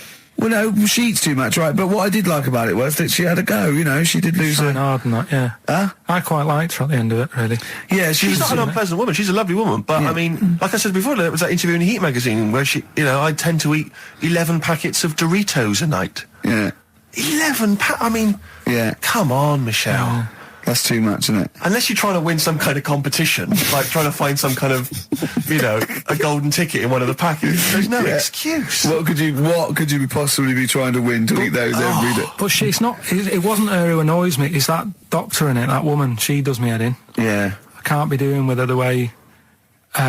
Well, she's not actually officially a doctor, is she? No, and her bedside manner's not very good either. No, it's like the fear tactic. That I think you want a little bit of... And what does she look like? I mean, she doesn't look like the sort of peak of health. She's got that weird sort of witch-like crone Well, it face. can't be good for you hanging about all that poo all the time. She's always delving into that every other day. I used to be told, you know, don't mess about with dog poo because it can make you go blind. Yeah. She's constantly at it. Yeah, I know, yeah. Rubbing through it. And it annoys me the way it's like, you know, well, let's have a look at your poo. Let's see if you're eating the wrong types of food. The person's about 33 stone. Yeah. It's obvious. Yeah. Do you know what I mean? Yeah. Don't need to look at that. It just whine. And I'll tell you the thing that, I mean, I've never had it done anyway, right? But the colonic thing. Did Michelle have that? I didn't see it. Yeah, she had that done. And they're showing it. She sat there sort of lying down. She's like, oh. But I don't understand why people have that done anyway, unless you are sort of bunged up. Yeah, or you've got a cactus up there.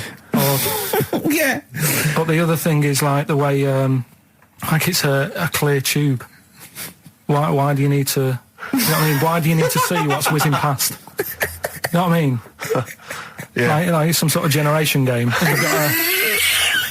You've got to remember what's going past. Everything, then you win a prize. Why can't they just look at it in the bucket after and go, right, yeah? Well, why look at it at all? Why do you need to look at it? Well, it's... Out of interest, isn't it? See what's come out, I don't know. So yeah, that's where that went. Oh, that's what I've been looking for, that. Remote control. How does it work? I don't want to go into graphic detail, but they just send water up there, do they? No, caffeine. Caffeine? Yeah, so it's like it's like a gallon of coffee. Wow. That goes up there, and it wants to come out immediately, obviously. And then it percolates. But when did that happen? How did someone sort of go, tell you what you want to do? I think it was first invented on distraction to win a car. I don't know, do I? I suppose they thought there's stuff up there that's not coming out. It's for... they find things up there, though, isn't it? They did that thing that they find things up there that they swallowed when they were 5 and that, don't they? Lego bricks and stuff. Exactly, yeah, marbles. But I mean, meats and things can stay in there. For, it gets caught in a little recess in your 30-foot of tubing, and it doesn't come out. Talking of meats, I saw an advert on the way in today. Question to both of you: who eats pepperami? I don't know. Have you ever eaten a pepperami? It's disgusting. I've never seen anyone eating a pepperami, buying one.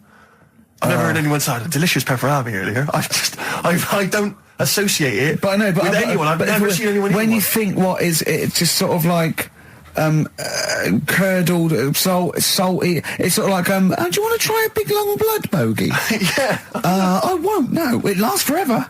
Oh, that's scary then. Yeah. You just keep it. It's like keep it under your couch. It'll be just as nice in a year's time. It does look like something you'd find down the back of the oven when you were cleaning out. One of those Gordon Ramsay documentaries. Yeah. Yeah, exactly.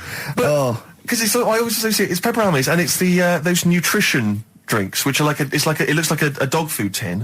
I think it's just called something like nutrition or Nutri drink or something. Oh, yeah. And you always see some empty ones on a brick wall near a council estate. Oh, right. Which I think the only people who eat them are homeless people. Oh, really? I thought you were saying it's bodybuilders. No, it's because you buy these, you can see them in regular newsagents. It's not a bodybuilding. I don't believe a homeless who's just got a quid because who runs in and buys an isotonic Nutri drink. It's not isotonic. No, I think it's basically if you don't want to eat a meal because you're too high on smack, it'll give you as much as you can possibly need to keep you alive until your next hit. And tell me, Steve, does the Special Brew do that? Or am I barking up the wrong tree with that? I don't know. Because they seem to be getting a lot of nutrition from Special Brew. The people who make Special Brew now, they've just resigned to the fact that it's only homeless people who are drinking it. It's like, well, we may as well just market it chiefly at them. What's the advertising? Takes the edge off when you can't find smack. Yeah. Are you trying to sleep on Tottenham Court Road?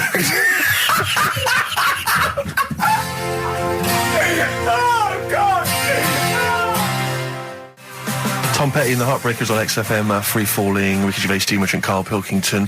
Coming up after the ads, Rick, you'll be loving it. Go on. It's Knob News. Excellent. XFM. New Order, World, XFM 104.9, Ricky Gervais, Steve Merchant, Karl Pilkington, and it's Knob News time. We're all very excited. Now, last week's Knob News was what, Karl? Do you remember? It was a man who grew a knob on his arm. Sure. No, he didn't grow it there, did he? He put it there. Well, I know that, but yeah. Just popped it on his arm. Yeah. A bit.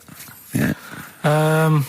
This week. Just a recap of the week's news. Right now it's the headlines. Well, we talked about it before. Do you know the little mouse that had an ear on its back? Yeah. Sure. Right.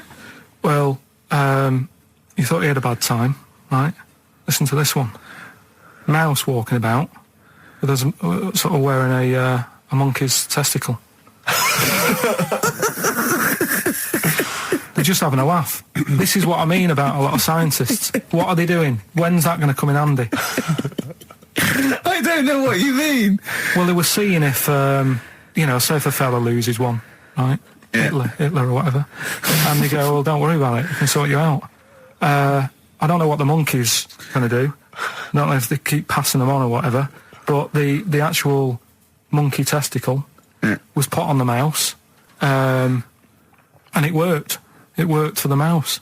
But isn't it... I mean, isn't a monkey's testicle quite large in relation to a mouse? Would it not look like the mouse was on a space hopper or something? Oh, yeah, it didn't look good. Well, they didn't put it where its testicles would be. No, they did. They put it... Well, how could it walk, then? The ear was on his back, so he could just get about.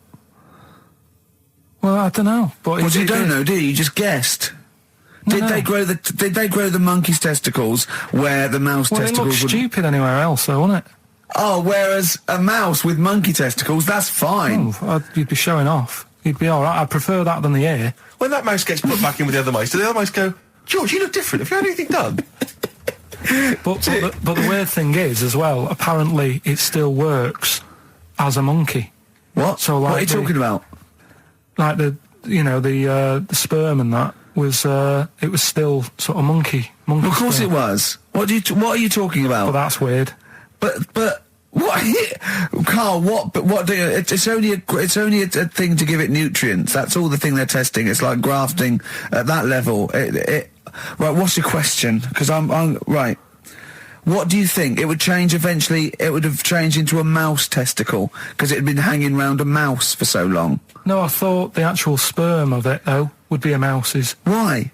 Because it's hanging off a mouse. No, but your sperm is actually created in the testicles. So that's why it has to be outside your body. Otherwise, we put them in a nice little cage. But I'm guessing then that they've done this operation so that they can do it to humans.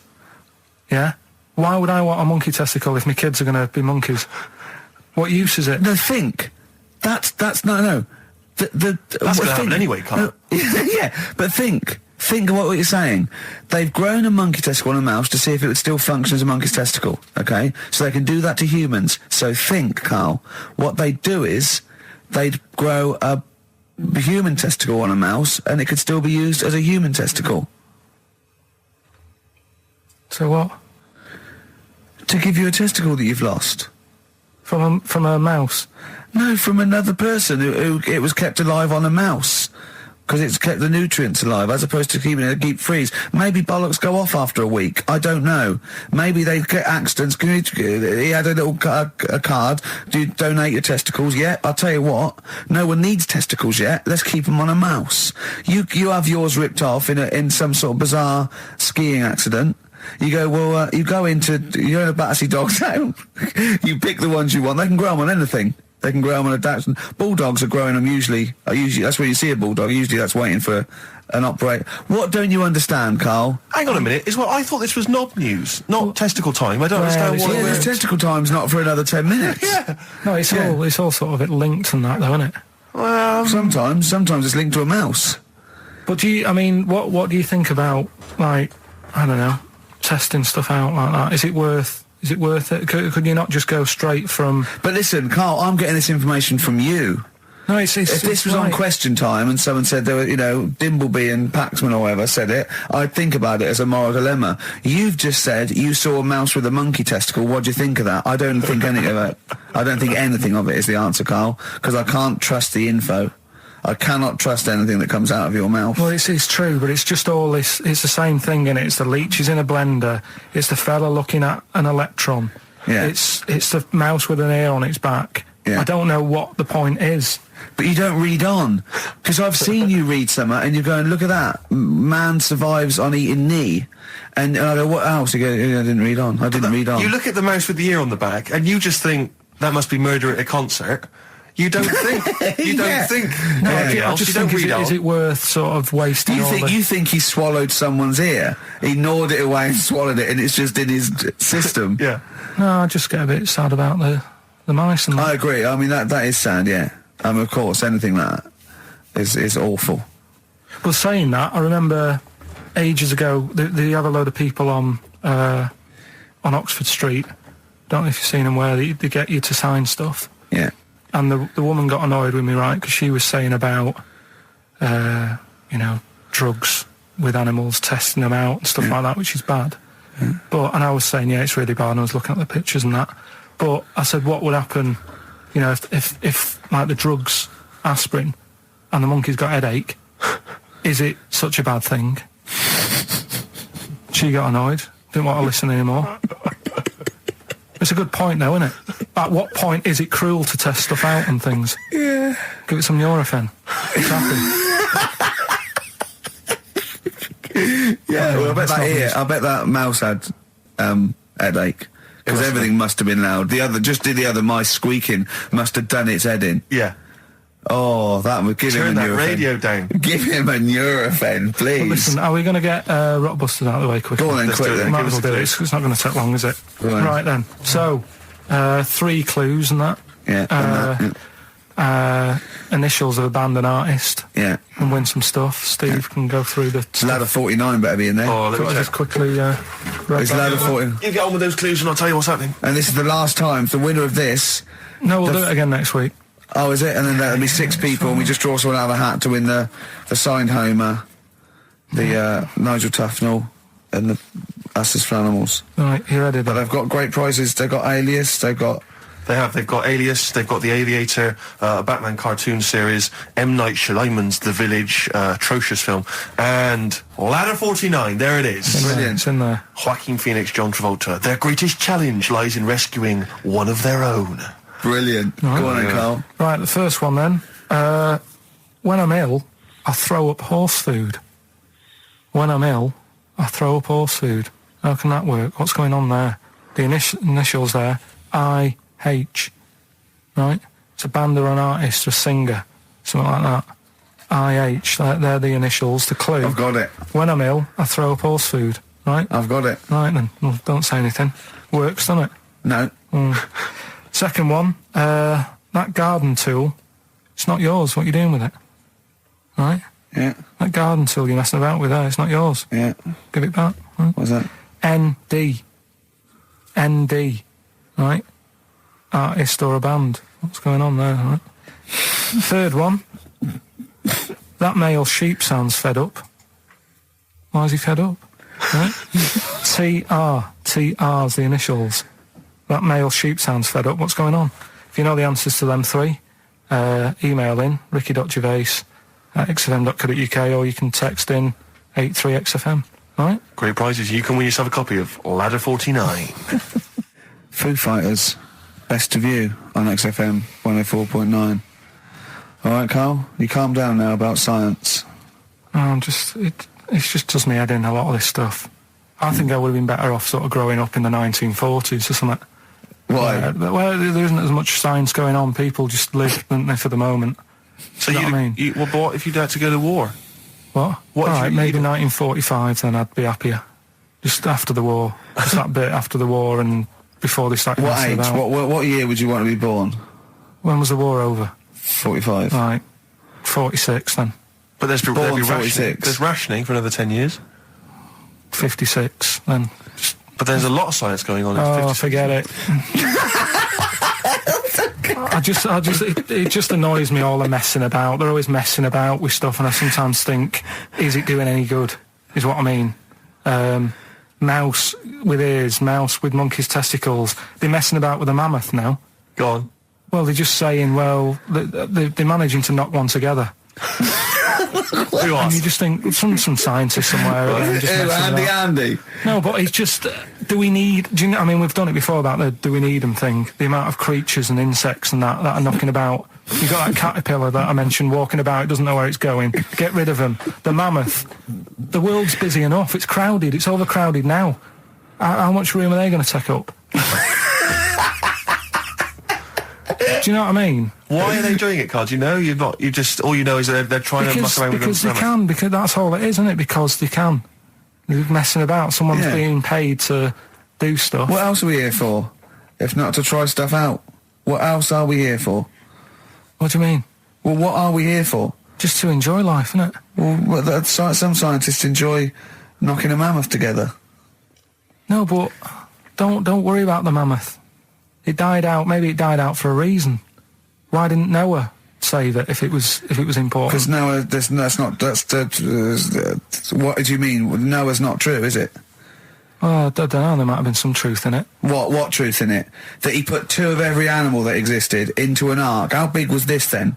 Why didn't they eat each other? Yeah, I know. I'm not saying. Imagine the noise, Carl. Yeah. No, trying to get a bit of kit there. There's points to that where I go, that didn't happen, because where could he have been where there was a hamster and an elephant and a crocodile? Where was he? Do you know what I mean? But none of it's true. What bit do you believe? What do you mean? It got a bit wet. What are we talking about? The mammoth or the... No. What is up with you? No, it's just that we had seriously, have you got brain damage? No, it's just that we had a lot of topics going on there. I just don't know which... we were talking about Noah. And then you suddenly go, I know where did we... What? The mammoth or Noah? What? What you did, none of it's true. What? Think of it. Oh, God. Think of the first thing. Build an ark. All right. Can I just clarify, what's an ark? It's a big boat thing. Right. I've never had any experience of carpentry. Just build a big boat thing. But I don't make... Just have a go. Don't worry, you'll be all right. I'll make sure it's all right. But once I've built that, I mean, how big should I build it? What am I... Very big. It needs every animal. 2 of every animal. Go on. Every animal. I'm in the boat building, fair enough. I told you to make it big. Right. Don't worry about the fish. They can swim. Okay, but so all the birds. Get the flightless ones, though. They're drowned. Get the flightless ones. They would not the penguins. They're flightless, but they can swim. But all other animals... I should be writing this down.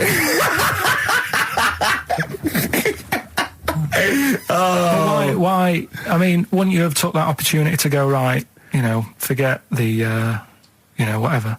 Man, the jellyfish didn't need to get in it, did it? But there's other animals where you can... We don't need to be here. No. Because Carl is actually having a little argument with his own head.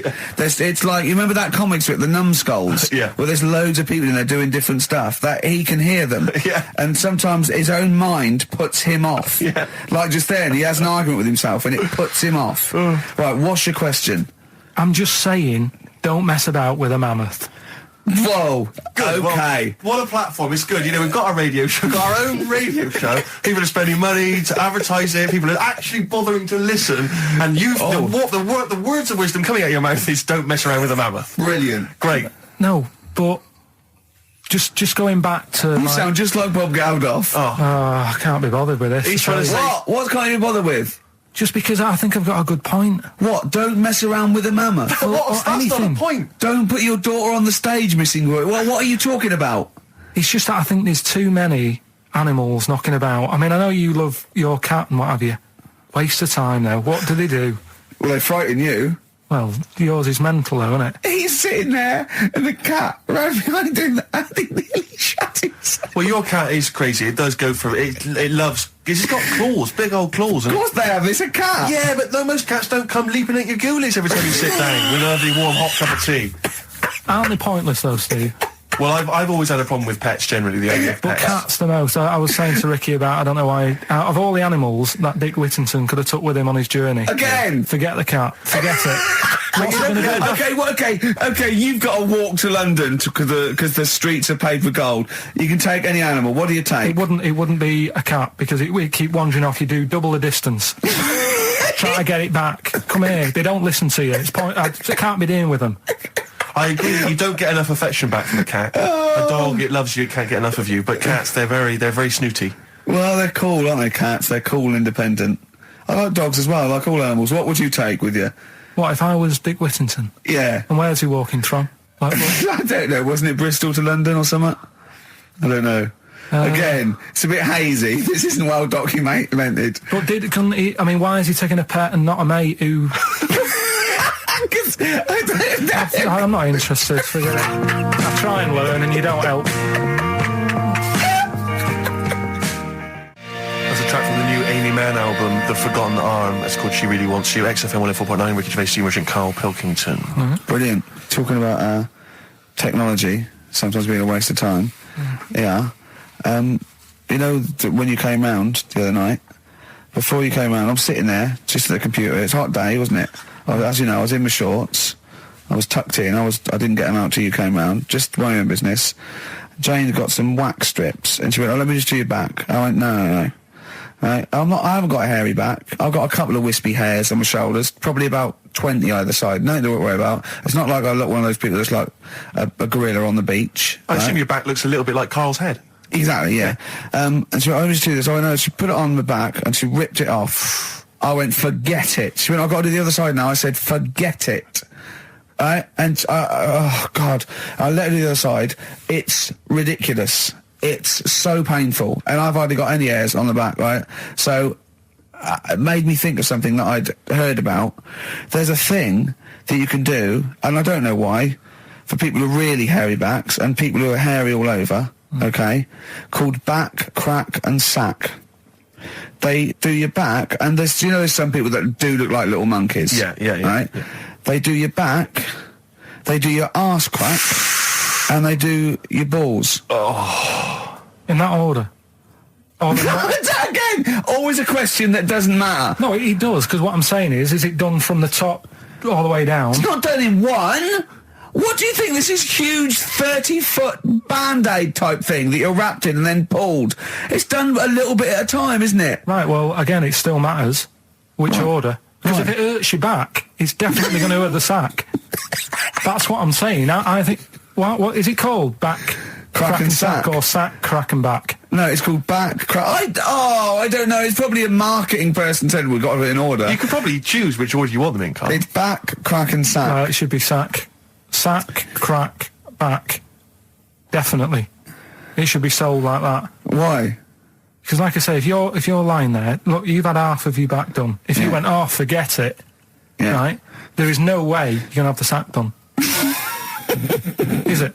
No. I'm sorry, I wouldn't have the crack and sack done anyway. I don't know why people I'm not going to have the back done. It doesn't need doing. Where are people going where they've got to worry about the condition of the sack?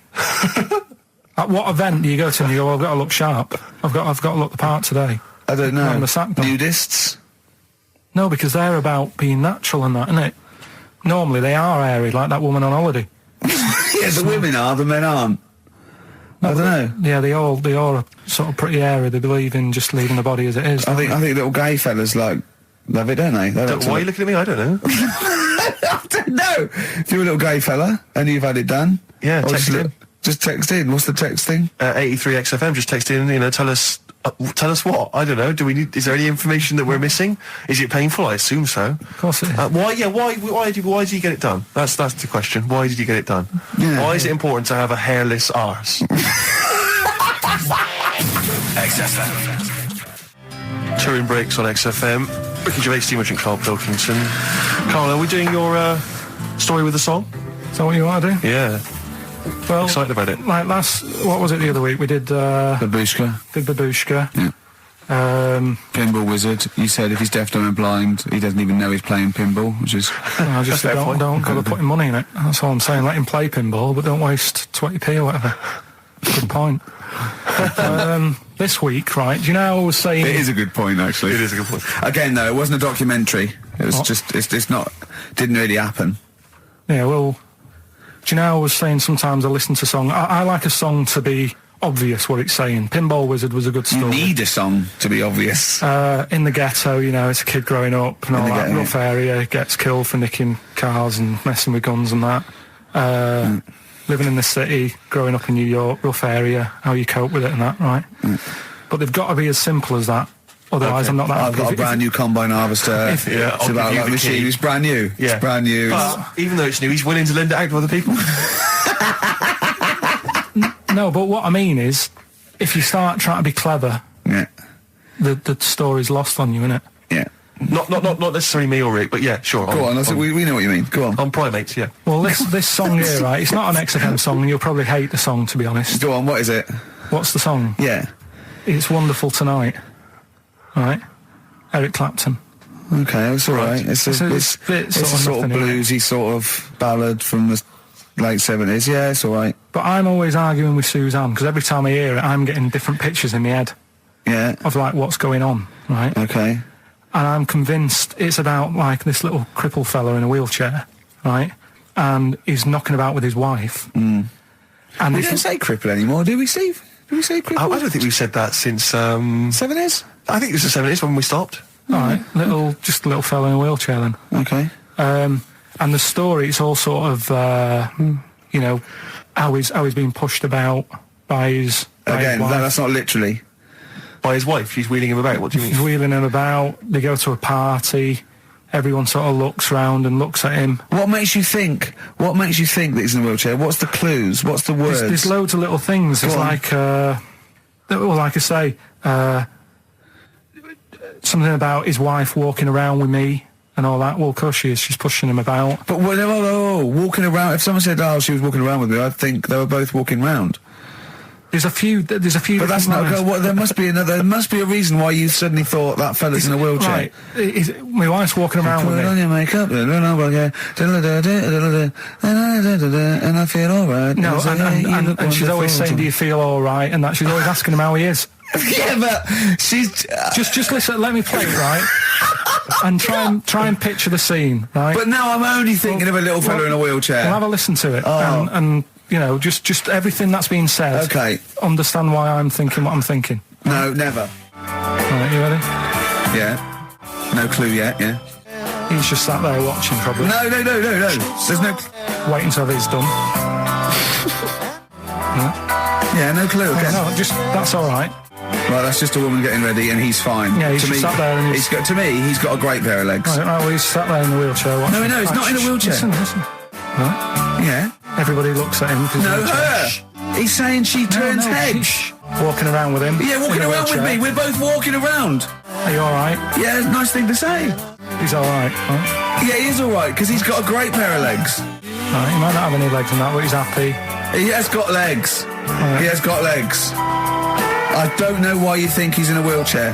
There's no clue whatsoever. It seems to be based solely on, do you feel all right?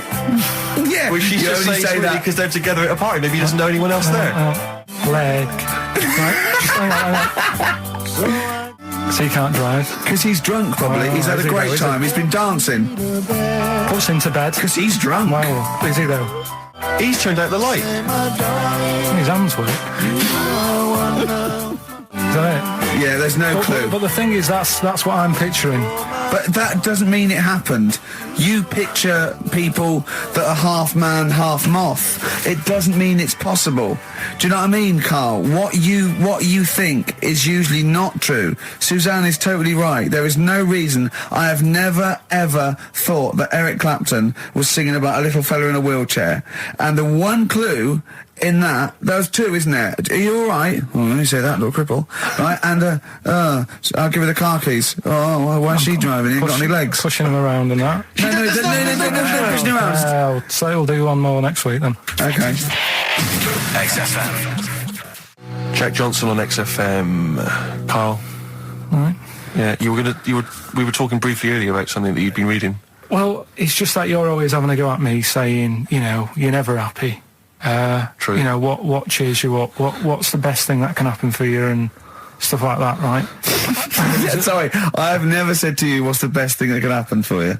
No, but I'm like trying to encourage you. Steve's, and you have a bit. I've started reading more and I'm doing more science stuff, even though some of it does me head in. Like I say, knowledge is almost annoying. Right, knowing about that mammoth is Think annoying. about being a quote. Things like, if I have seen furthest cluster on the shoulder of giants, we will fight them on the beaches. E equals MC squared. Knowledge is annoying. Yeah. That's an amazing one. Karl Pilkington, 2005. No, but it can get you down, can't it? Knowing stuff that's going on. Yeah, knowing stuff. Sometimes I don't want to have stuff in my head. When I read a horrible story or someone tells me, I wish I didn't know it. Yeah. Yeah, that's all I'm saying. But at the same time, there was something in the paper about things to do before you die. And it was just stuff that I sort of looked at. I thought, don't want to do that. Cross that off. Not bothering with that. At number one, you always know what's at number one. It's the same thing every time. Swim with dolphins. Yeah. Don't know why. Do you want to do that? What's going on down there that it's so good? What do we not know about? I mean, yeah, it'd be fun. I'd love to sort of encounter most animals, to be honest. I mean, there's be a few animals on the top of the list. I'd rather hang out with a bunch of chimps. I wonder if it's you're down there with dolphins and you're swimming with them, and then they sort of they click away, click, and they tell you a secret. You go into they lead you into a cave, right? But down there, it's like being at like Rolling Stones' house in the 1970s. It's they're like smoking. There's drink, there's women, there's bars. There's like they're eating tuna. They're loving tuna. They're loving it, but they can speak. They go, all this clicking stuff. It's nonsense. We're in a wild time. Then they go berserk, go crazy. It's 24 hours of non-stop debauchery. I think it's spiritual, but isn't it? never mention it to anyone else. It's incredible because they're so intelligent, and do you know about dolphins though? That how intelligent they are. Well, people keep saying that, but what have they done? Do you know what I mean? Why? What's someone done that they've gone? They spoke. I've read a book by a dolphin or whatever. What have they done that makes them so bright? It's the same way they go, they look after you, they save you and that. There's got to be one bad one in that bunch. Of course there... Sorry, I wasn't suggesting they're all flipper. I'm not just they're constantly going around the oceans trying to save people. I mean, they're intelligent, In what way? What do you mean, in what way? Well, what do you mean? Why because why they pass people tests? Keep saying they're bright? Because of the things they can achieve and learn. Like and, what? And, well, they can tell shapes, objects, colours.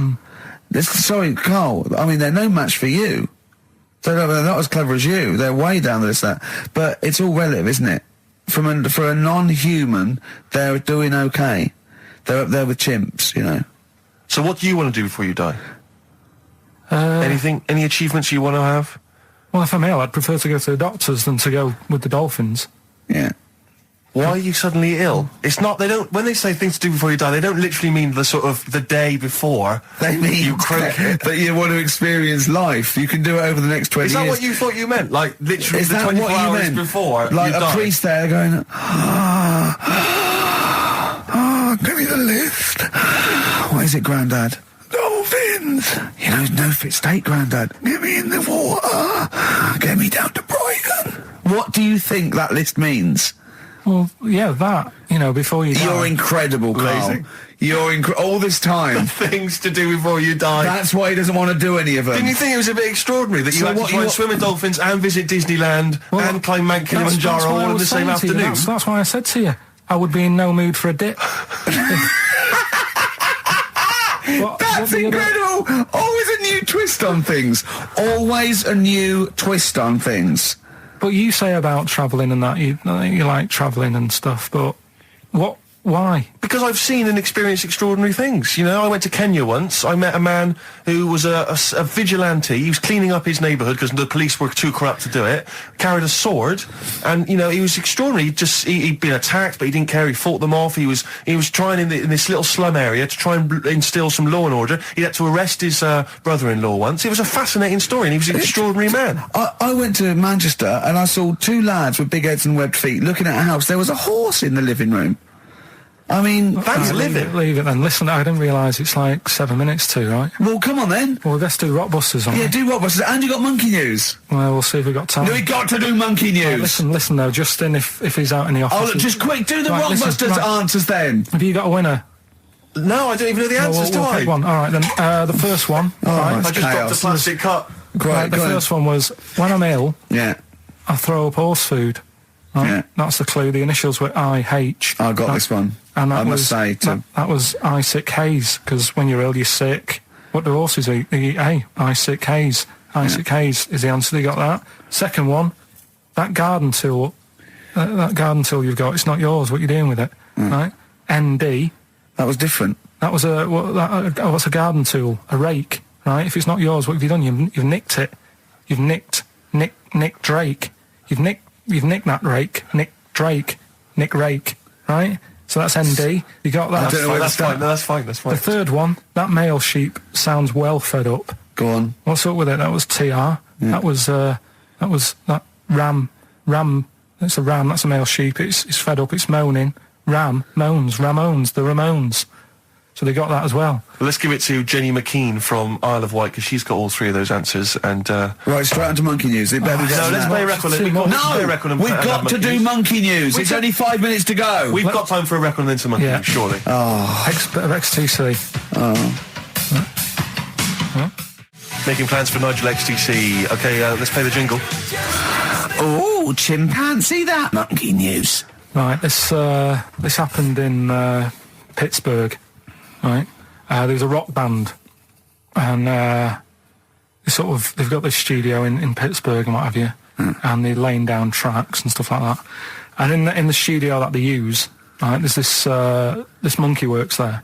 Right, I love the way he throws that in. Like he throws that in. This monkey works there. No, it's just got a little gig there. He sort of he carries the equipment in, guitars, stuff like that. He doesn't. He does. No, he doesn't. He just sort of cleans up after the bands. No, he doesn't. Emptying the ashtrays. Doesn't that happen. Sort of stuff. He Doesn't does. happen. That's the gig it's got. Anyway, right. Gets women out of the crowd that they want to go visit with one arm. Drag them back. So anyway, right. So the band's in the studio, right? And one of the band members brings some A&R fella to the studio to have a listen to the latest track. Right? Yeah. So they hit play, and they're all there going, "Yeah, brilliant, this is good." Oh no. Anyway, so the fella says, "Yeah, I like the track. I especially like the bass on it." Right. Right, this is bullshit. So this is rubbish. So and they hadn't laid down a bass track. So this is. Have you heard it? So Carl, please don't do this to so me. So the A&R fella goes, and it's like the band members have stood about, and they're going, "That's good that you liked it." And they're saying, "Yeah, but what's he on about with the bass?" So this is rubbish. This is absolute rubbish. Where did you get this from? Please, because we never get to the end. This is absolute nonsense. So they played it back. Yeah, right? and it's the chimp playing bass. Definitely not. So they were like, "That's weird. We haven't got a bassist." Anyway, so they go, "Well, whatever, right?" So we haven't got a bassist. They go, "Whatever. Let's go home." Forget it. XFM.